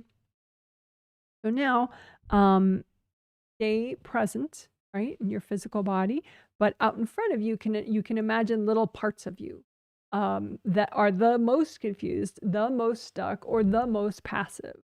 The most least likely to, blaze your trail forward and get stuff done, right?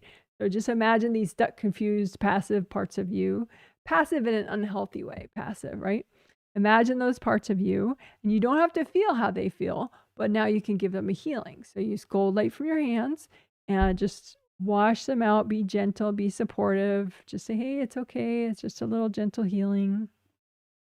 Use gold light and give these parts of you a healing. Try to be gentle, supportive. Use gold light. You can bring up, you can do like a tricolor earth energy soak with these parts of you. Bring up red earth energy all the way from the core of the earth. Soak these parts of you in red earth energy. Bring that down. Bring up orange earth energy all the way up from the core of the earth. Soak these parts of you in orange earth energy. Bring that down. Bring up yellow earth energy. Soak these parts of you in yellow earth energy. Right? You could leave that up if you want, or change it to red or orange if you prefer. Lots of gold light. Just help these parts of you to not feel so stuck. You can say, angels, can you help me heal these parts of me?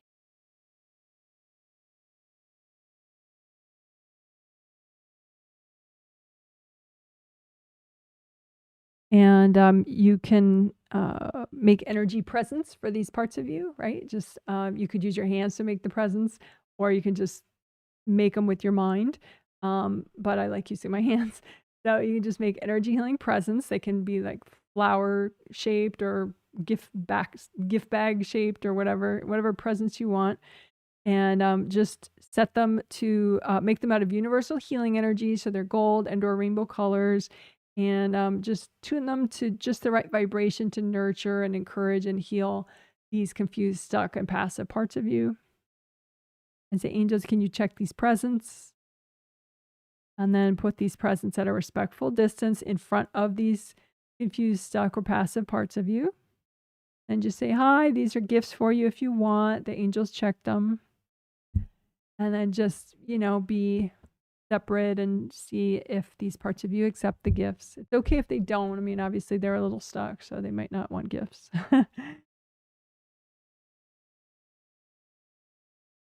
And as these parts of you heal, then they're not stuck anymore, so you just get the energy back. So you can just keep healing these parts of you until all of them are melted away. And if they all melt away, you could put out new parts of you that are, the current most stuck, passive, and or confused parts of you, and give those parts a healing too. Put out more confused, stuck, and passive parts of you and give them a healing. You can say, angels, can you help me finish up healing these parts of me? Take a deep breath.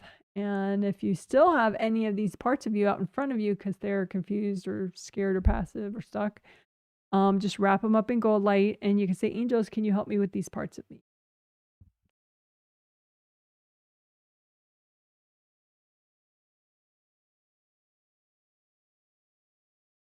All right, good job.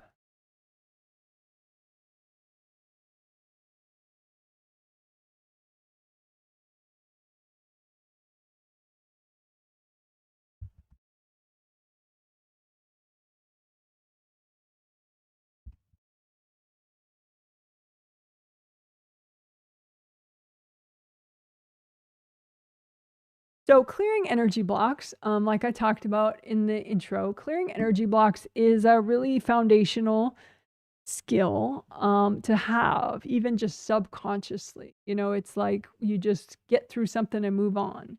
And you don't burden yourself with it. You let go of it fully, or blow it up, however you want to imagine it. But it's like you don't pack it away for later. You don't repress something.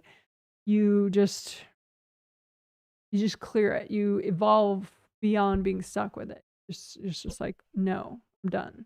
And you just really let it go, or you really blow it up. And so it's not avoidant, it's very head on, but it's very efficient and quick. It's not like you're traumatizing yourself over and over. You just clear it, right? So the faster you clear something, the less stressed out you are, the less avoidant you are, the less unfocused you are.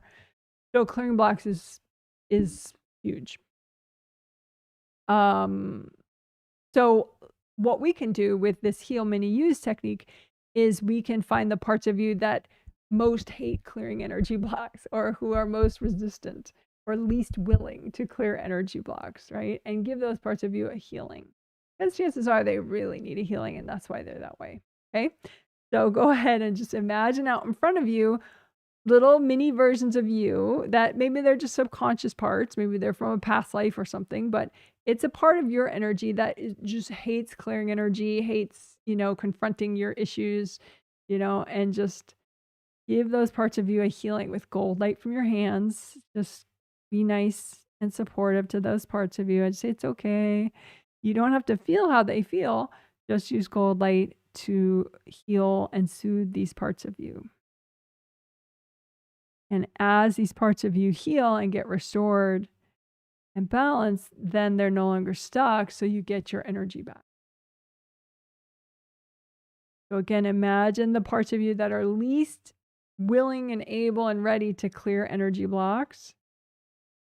And just use so much gold light that they get healed and restored and they're okay again. You can imagine more parts of you like that, whatever parts of you, and again, it could be subconscious, but parts of you that just hate confronting things or dealing with your issues, would love to avoid things for thousands of years. Just put those parts of you out in front of you and use lots of gold light. You can be supportive, say, hey, it's okay. You deserve a healing. Yeah, just lots of gold light. These parts of you are probably pretty overwhelmed. They've been through a lot, and that's okay. They deserve a healing.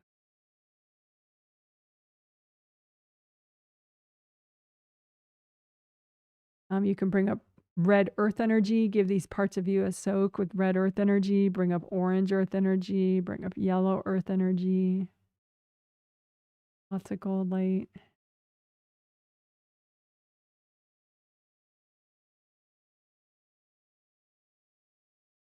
And you can say, angels, can you help me finish healing these parts of me? Hmm. And if you still have any stuck parts out in front of you, you can wrap them up in gold light and give them to your angels. Say, angels, can you help me heal these parts of me?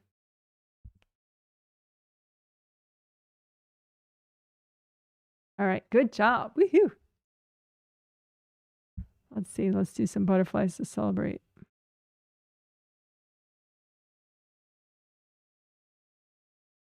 All right, cool.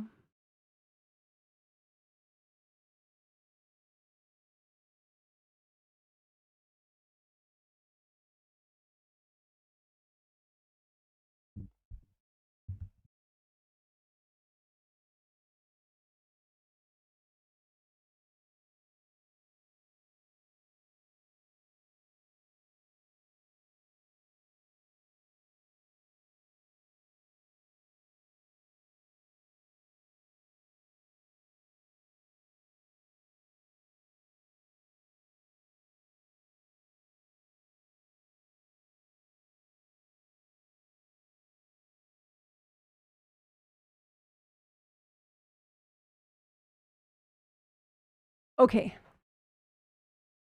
So let's do this. So go ahead and imagine a river, whatever kind of river you want, but have this river represent your ability to efficiently clear energy blocks.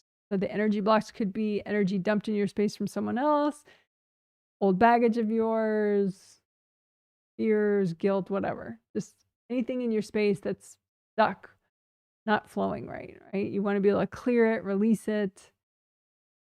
And so imagine a river representing your ability to do this efficiently, quickly, and capably, right? And how is this river? How does it look? So you can admire, maybe there is some flow to this river. So you are able sometimes to clear energy really efficiently and just bam, bam, bam, go through your day, not get stuck about things. But maybe there's parts of the river that you could heal and unblock and get people out of this river so that you're enhancing and growing your ability to clear blocks effectively and efficiently, right? So use gold light from your hands, right? Your hand chakras generate gold light. Your fingertip chakras generate gold light if you set them with your intention to gold. And just run gold light through the river, this river that represents your ability to efficiently clear blocks. Run gold light through the river and just let it melt away whatever you need to melt so that you're growing at a healthy and gentle pace. You're growing your ability to efficiently clear blocked energy out of your space. So that way, if someone jumps in your space, bam, bam, bam, you can just clear them out. Someone dumps energy in your space, bam, bam, bam, you can just clear it out. And this can work subconsciously. You grow this ability of yours. You don't have to sit down and meditate every 5 minutes. You can do that sometimes, but the rest of the time you just do it subconsciously. It just becomes a new attitude of yours that you can just clear things out. You can be efficient. Right? So go ahead, find something that doesn't belong in the river.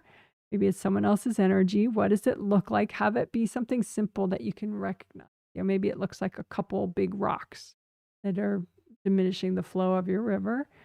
And just use so much gold light that you melt away the rocks. So you're strengthening this flow, you're strengthening the river, you're strengthening your ability to efficiently clear blocks whenever you need to. All right? Find something else that doesn't belong in the river. Maybe it's like the bottom of the river is kind of muddy and thick and blocked up. So just melt away that muddy part that doesn't belong there with gold light from your hands. And as you're doing that, if you want, you can intuit the juicy details, like whose energy it is, blah, blah, blah. But you don't have to know. You could just melt it away with gold light without knowing. Just notice how the flow of the river is changing. Is it getting stronger? Is the sort of the vibe that you get from that river, does it feel more positive to you, more empowered?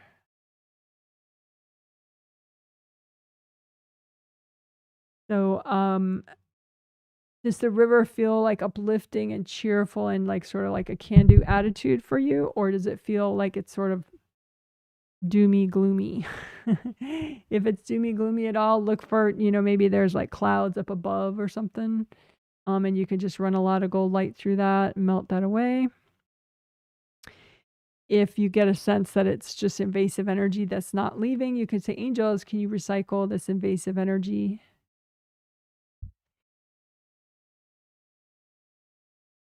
Use gold light.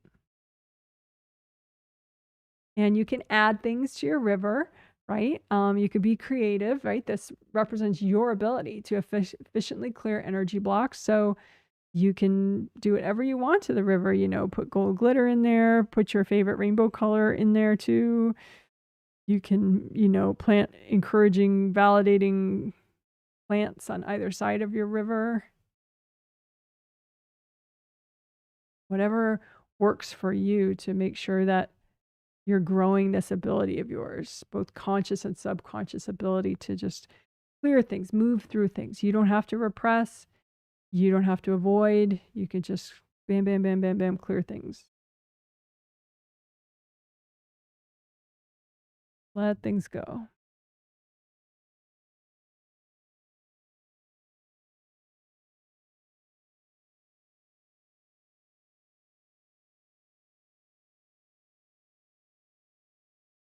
You can use gold light around the river, maybe on either side.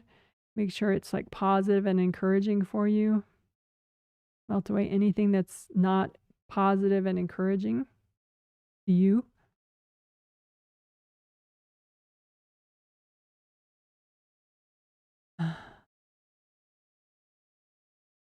And you can say, angels, can you please heal my river?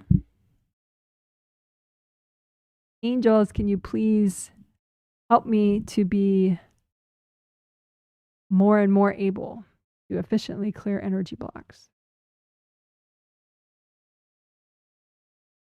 Keep breathing and notice if you notice any changes to your river.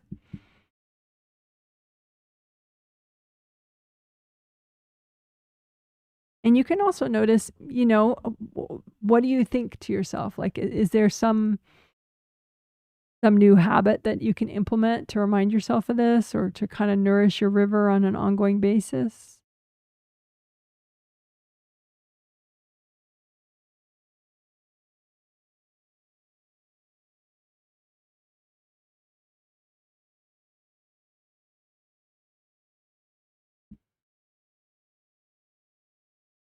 You could do some affirmations. Sometimes age can be used in a positive sense here. You could say, like, I'm too old to hang on to this garbage anymore. Yeah. I'm too old to carry these burdens.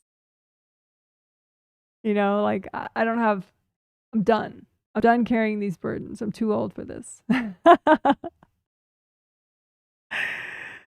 There's that expression, I ran out of F's to give.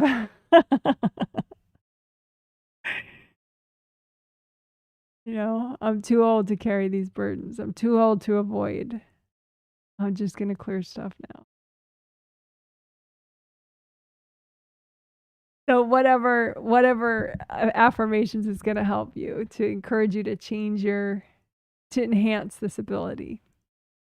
Maybe I'm strong enough and brave enough to let go of whatever's bothering me.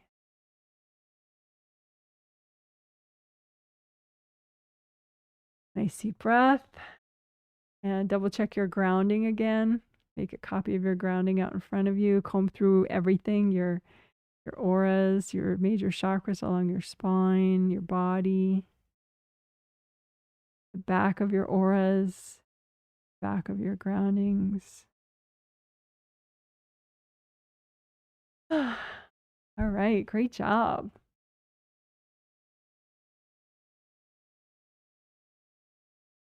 Great job, great job. Woohoo! Yay.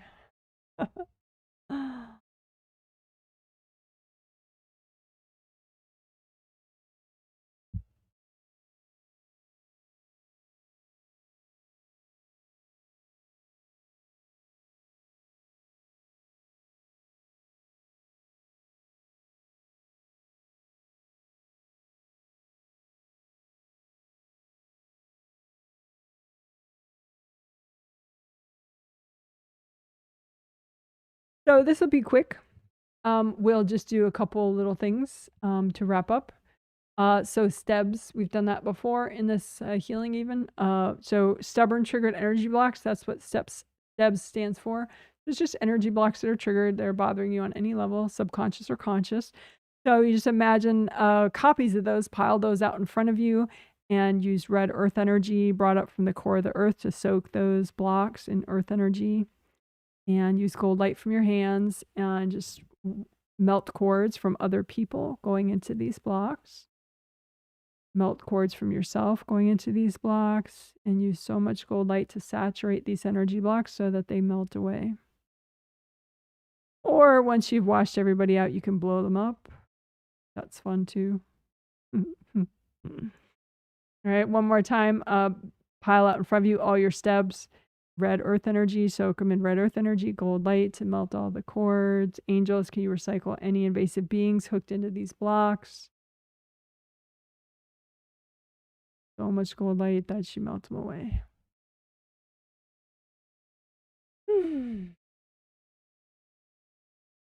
Aligning chakras.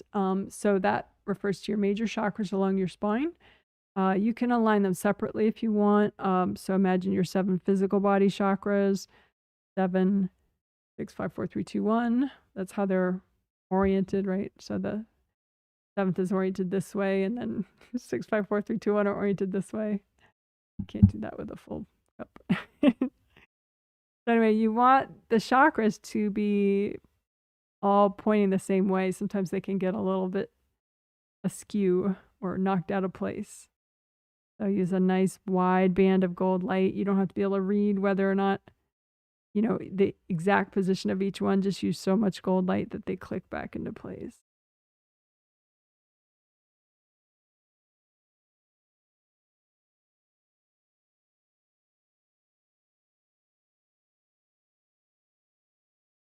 And that was I just did the 7 physical. Now I'm going to do the 7 astral chakras.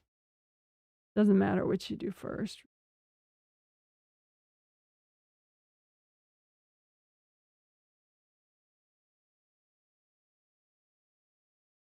I'm doing extra on the astral body 4th chakra. 4th chakra is like self-love, enthusiasm, all that. That can get pretty blocked.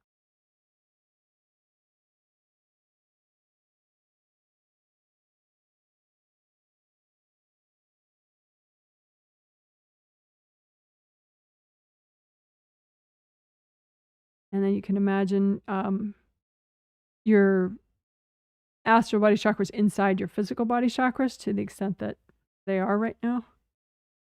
And just use gold light and block them. Chakra fit is where you move out the blocks that are in the way of you being more present in your, so in the way of you having a comfortable fit of your astral body chakras fitting into your physical body chakras. So move out the blocks in the way and use gold light to melt them. Move out the energy blocks in the way of your chakra fit and use gold light and melt them away.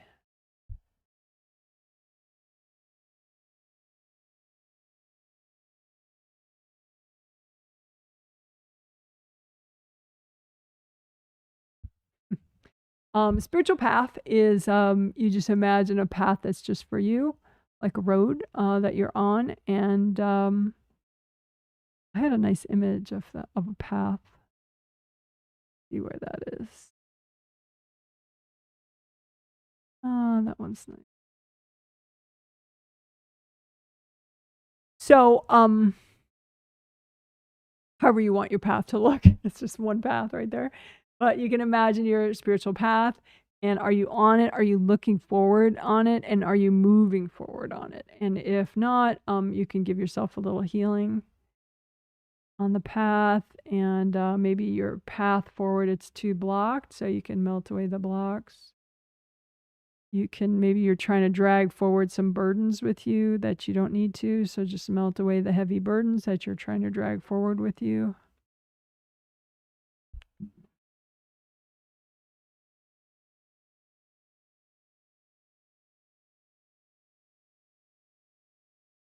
And sometimes you can have sort of like a heavy, doomy, gloomy ceiling up above you on your path. So just check above you on your path, and directly above you, but also above, behind, and above in front, you know, the whole where the sky would be, kind of, and see if you have a doomy, gloomy, oppressive sky above you on your path, and just melt all that away.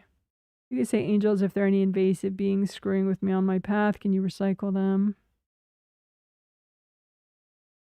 Do you want a feeling like, I can breathe, I'm free, you know? Like in Pharrell Williams' song Happy, he said, like a room with no roof. So that's how it feels if things are unblocked up here. It's like a room with no roof. So make sure when you're on your path, you don't have a roof. You know, just melt away any limitations that you have up there. And then you can have a gold flowy force field all around you, including above you. If you, and so that's not like a doomy gloomy roof. That's just like a nice protective gold force field all along your path. So you could just use so much gold light that grows back if it got ripped anywhere.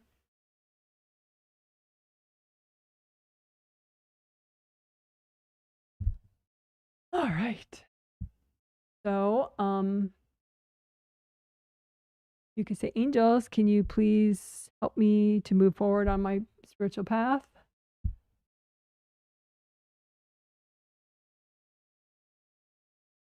Angels, can you help me be decisive and have clarity and action?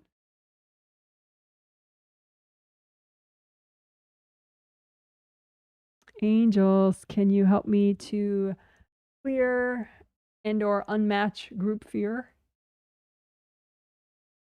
Can you help me to have courage? Angels, can you help me to feel safe?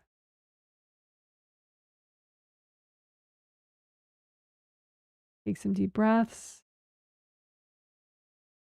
Angels, can you help me to wrap up this healing?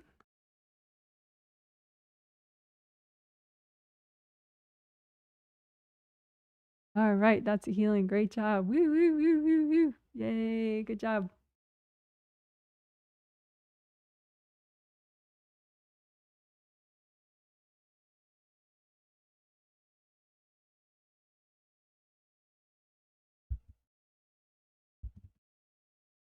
Mm. Mm.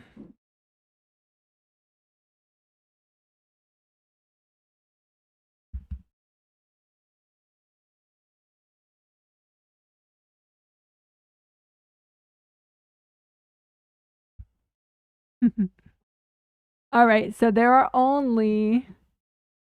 less than 15 minutes that I have left for this live stream, as I explained earlier, because my husband's a YouTuber too, and he live streams on Wednesday evenings, and we can't live stream it. We don't have the internet bandwidth to do 2 live streams at once. So, but we do have almost 15 minutes left, so I'm gonna take a quick bathroom break, and I'll skip the stretching, and I'll just say hi. And you know, maybe if there's like some newbies commenting, I'll say hi to them, or I'll read a couple here and there comments. So if you did want to say how you feel after the healing, you could post that or just say whatever you want. And but I won't really have much time, obviously. So if you did want to comment something that you know requires, I don't know, that's not so quick, you could post it later under the video. But anyway, so I'll be right back. I'm going to get rid of the camera while I do that. Let me see. There we go. All right, so I'll be back.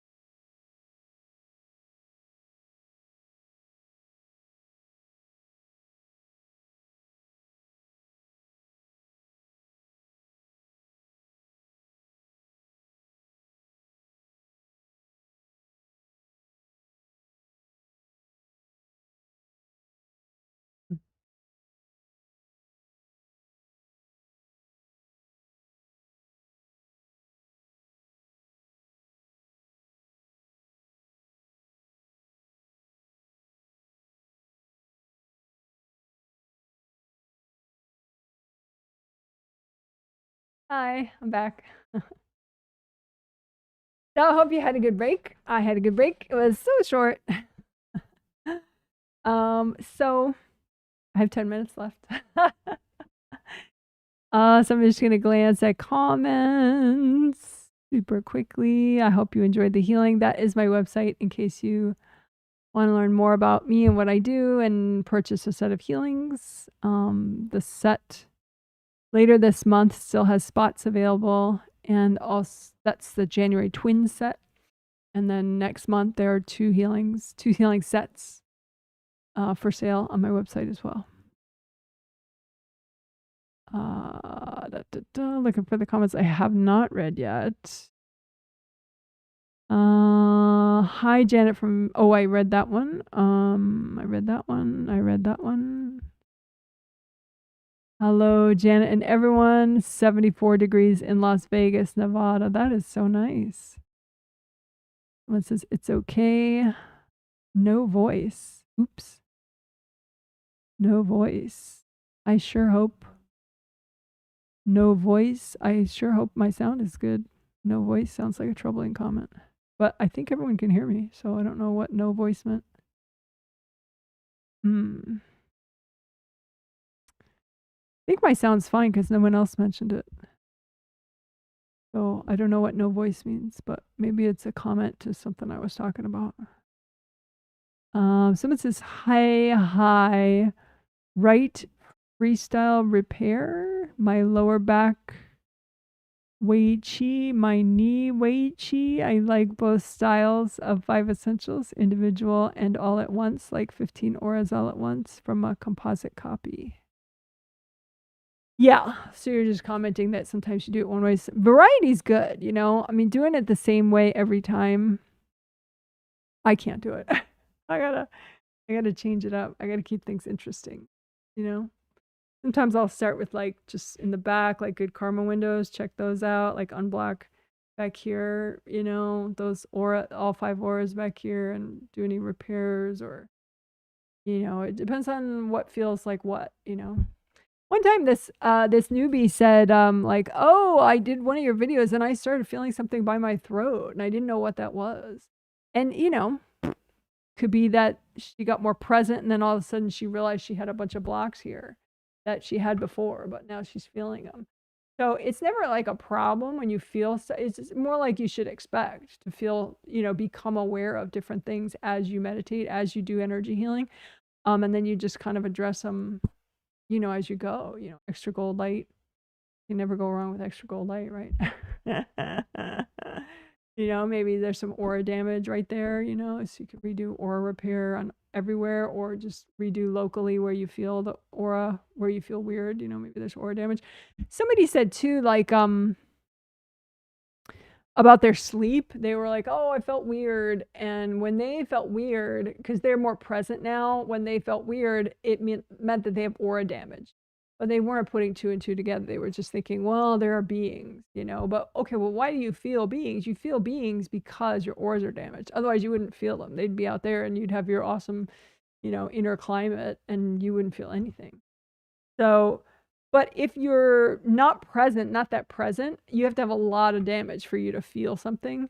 If you're not that present, then it's kind of like you're just like, well, I feel like my neighbor is annoying and I feel like my boss is terrible and I hate my job, you know. And so it's all external. Like you have no real awareness of the fact that your auras are all ripped up and half your chakras are banged, and that's actually why you're irritable. But the more present you get, you'll feel like little things that are happening. And, you know, don't blame it all on beings, you know, just be like, oh, I feel that. Oh, yeah, sure enough, that's, you know, that needs repair. My creative rings are bashed. Or, you know, I feel there's a big energy block right in front of my heart chakra. Or, you know, I feel back here because, you know, there's some aura damage back there. You know, so the more present you are, the more chakras you're present in, your awarenesses are more attuned. It's not that you have more beings than you used to have, or you get more damage than you used to have. It's just that you feel it, and you feel it earlier on, which is good, because then you feel it before, you know, all your chakras are shattered. You know, you feel it when there's just 2 little rips in 2 of your auras. So just a heads up on all that. Hope that helps. Don't know if that helps, but maybe it does. Someone says, I am 60 and can relate. Too old to carry this. Yeah. I think sometimes you can use age as a positive thing and be like, you know what? I'm too damn old for this. Forget it. And just boom, boom, boom. I'm releasing all this. I'm not gonna let that live in my head for the next 5 hours. It's gone. No time for that. Someone says, I loved clearing the energy blocks that cause confusion. Yeah. Was that a favorite part for your mom?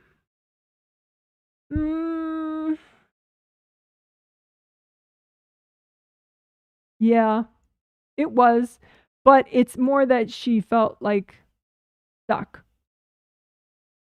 On a spirit level, maybe consciously she feels confused a lot, but on an energy level, she's like, yeah, I feel stuck all the time. And so she liked that part. But yeah, she liked the river one too, though. She's still learning like that you just clear it, you don't struggle, like, because she's like trying to wrestle out the rocks from a river. And, her angels are like, just use cold light, just let it go, She's learning. Cute. Thanks for all the emojis. Someone says, I did yoga during this healing. Oh, very nice. Interesting. Thank you, Janet. You're welcome. Someone says, thanks, Janet. Am I in 7 through 1 right now? Yes. I think it's just you're not, there's something up with like the right side. I know before I said right side and you thought you're like, oh, I always feel the left side more blocked. So sometimes I read left and right opposite. But I'm pretty sure it's your right side. There's it's like the right side of your grounding is blocked, and so then your major joints on your right side are like half blocked. And so then you're kind of like compensating a little imbalanced on your left side. So just unblock your right side grounding and all your right side joints, and same thing with your left side grounding, left side joints. Joints as in shoulder, hips, knees, elbows, wrists. Yeah, you are. You saying, I'm not sure. I feel a touch cranky, which has been the theme for the past few days. Yeah, your second and first chakras get the aura layers get real tight. So like around your tummy. Do you have any aura damage there? No, you don't. It's just like really compressed right there.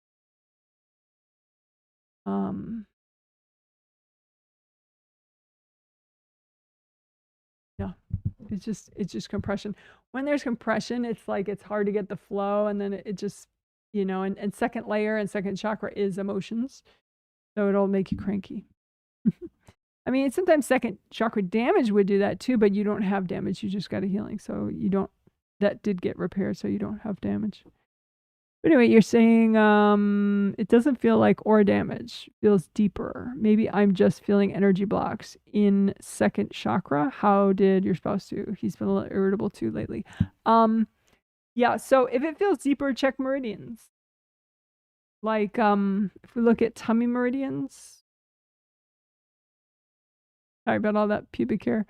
But yeah, like stomach meridian, like from the middle out, that's conception vessel, and then the orange ones are kidney meridian, and the green one is stomach meridian, and the purple one is spleen meridian. So maybe stomach meridian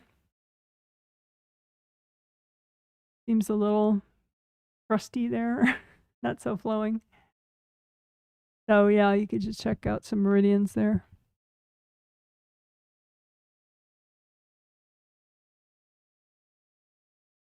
Alrighty.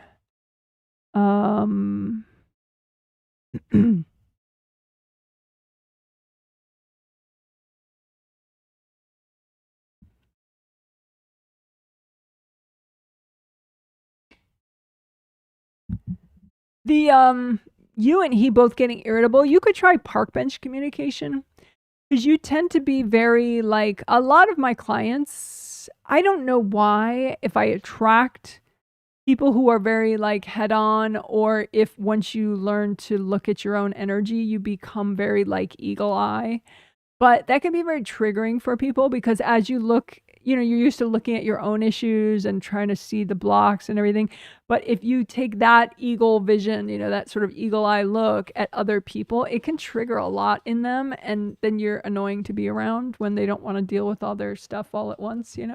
So try park bench communication, that idea where you're just, you and he are both looking forward at scenery, kind of like if you're both in the front seat of a car kind of idea, and just, don't be so like eyeball to eyeball, because he has a lot to process these days and so do you.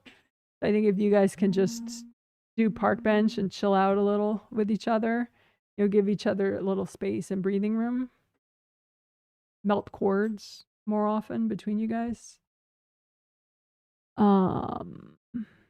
Okay, so last thing I'm gonna read. Yeah, I can't read all this. I don't have time. It says, I have pain and nerve damage in my legs. Are we able to do some healing on the lower body sometime? Thank you, Janet, for all you do. Well, I have a lot of videos. If you search Janet Wright, Unblock Legs, or Janet Wright, gold bottle brush legs, that's a really nice technique. I like that one.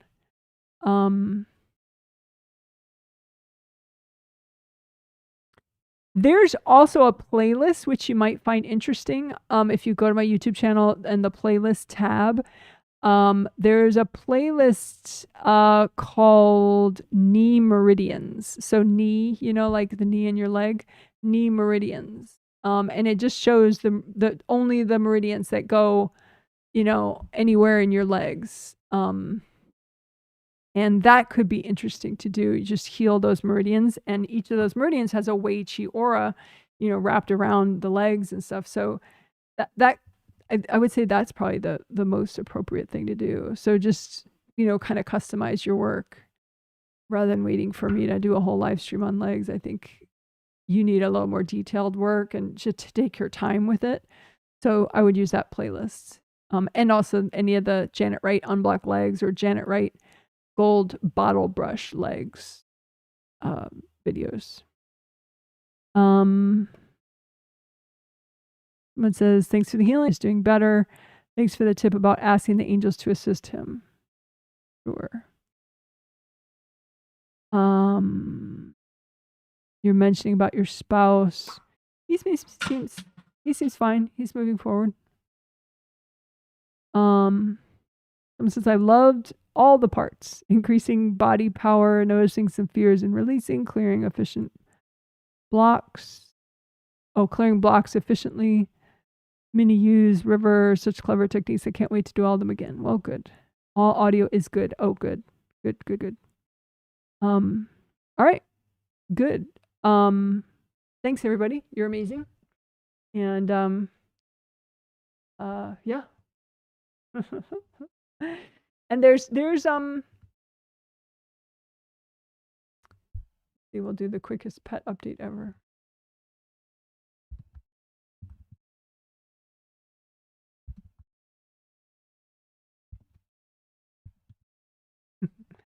So indoors, let's see. Izzy's doing fine. He vomited a few times, but that's the life of a dog, I guess. Nothing too dramatic. And our kitten is giant, but that's not new. Boo Boo Kitty is still adorable. She's a little chubby. We're gonna have to. She needs more exercise because she stays in that room because otherwise our kitten bullies her. And so hopefully one day we can get them to get along better so she can get more exercise all day. So we're working through on that. Outside, the big cat house in our carport, Tiger is this, kind of like light orange cat that's in there sometimes. And he's only in there for like sometimes like one time I think it was on Monday night, He was there for like 10 minutes. And then my husband took out the garbage and he ran out there like, you know, someone was about to murder him. He ran out of the house and he didn't come back. He hasn't been back since for like 2 days. So the problem is he gets his scent all over the house. So then other cats don't use it, even though there are at least like 4 or 5 homeless, maybe feral, maybe not feral cats that just wander at night. They're probably all fixed because people in the neighborhood fix them, but they're not owned, you know? And so, but Tiger is like hogging up the big house because he keeps, you know, he'll be there every day or two, you know, for a couple hours. So at this point, it's kind of weird how Tiger hogs up the house, but he doesn't actually use it much. It's not entirely polite of him, I guess. But I know maybe it's not his fault. He's just a big scaredy cat. I mean, yeah, so who knows what'll happen with that. Maybe a different cat will take it over that isn't such a scaredy cat. That might be better. But anyway, so that's a tiny version of all the animal news. All right, you guys, you're amazing. And I hope you have a good day, morning, afternoon, evening, whatever's next for you. And I say I'm not going to do anything tonight because I want to rest, but then sometimes I end up going back on my word. So we'll see. I hope not to do anything tonight. But sometimes I change my mind. So if I don't do anything tonight, that's why. We'll see. All right, you guys. Let's close out with some cute butterflies. All right, bye, you guys. You're the best. Take care. See you in the next healing, which is and actually the next important thing is what is it, March sessions? That's amazing that March is in 2 months. I can't even believe that. March healing sets go up for sale on January 15th, which is actually tomorrow. On my website, which is jwhealing.com. And if you do want to get emails on the 15th to remind you every month when the new sets go up for sale, just email me, janet@jwhealing.com, and ask to be on my news email list. You have to ask because I don't want to be spammy and email people that don't want it. But anyway, so that's that. You're amazing. And right now on my website, late January and February sets are for sale. Okay.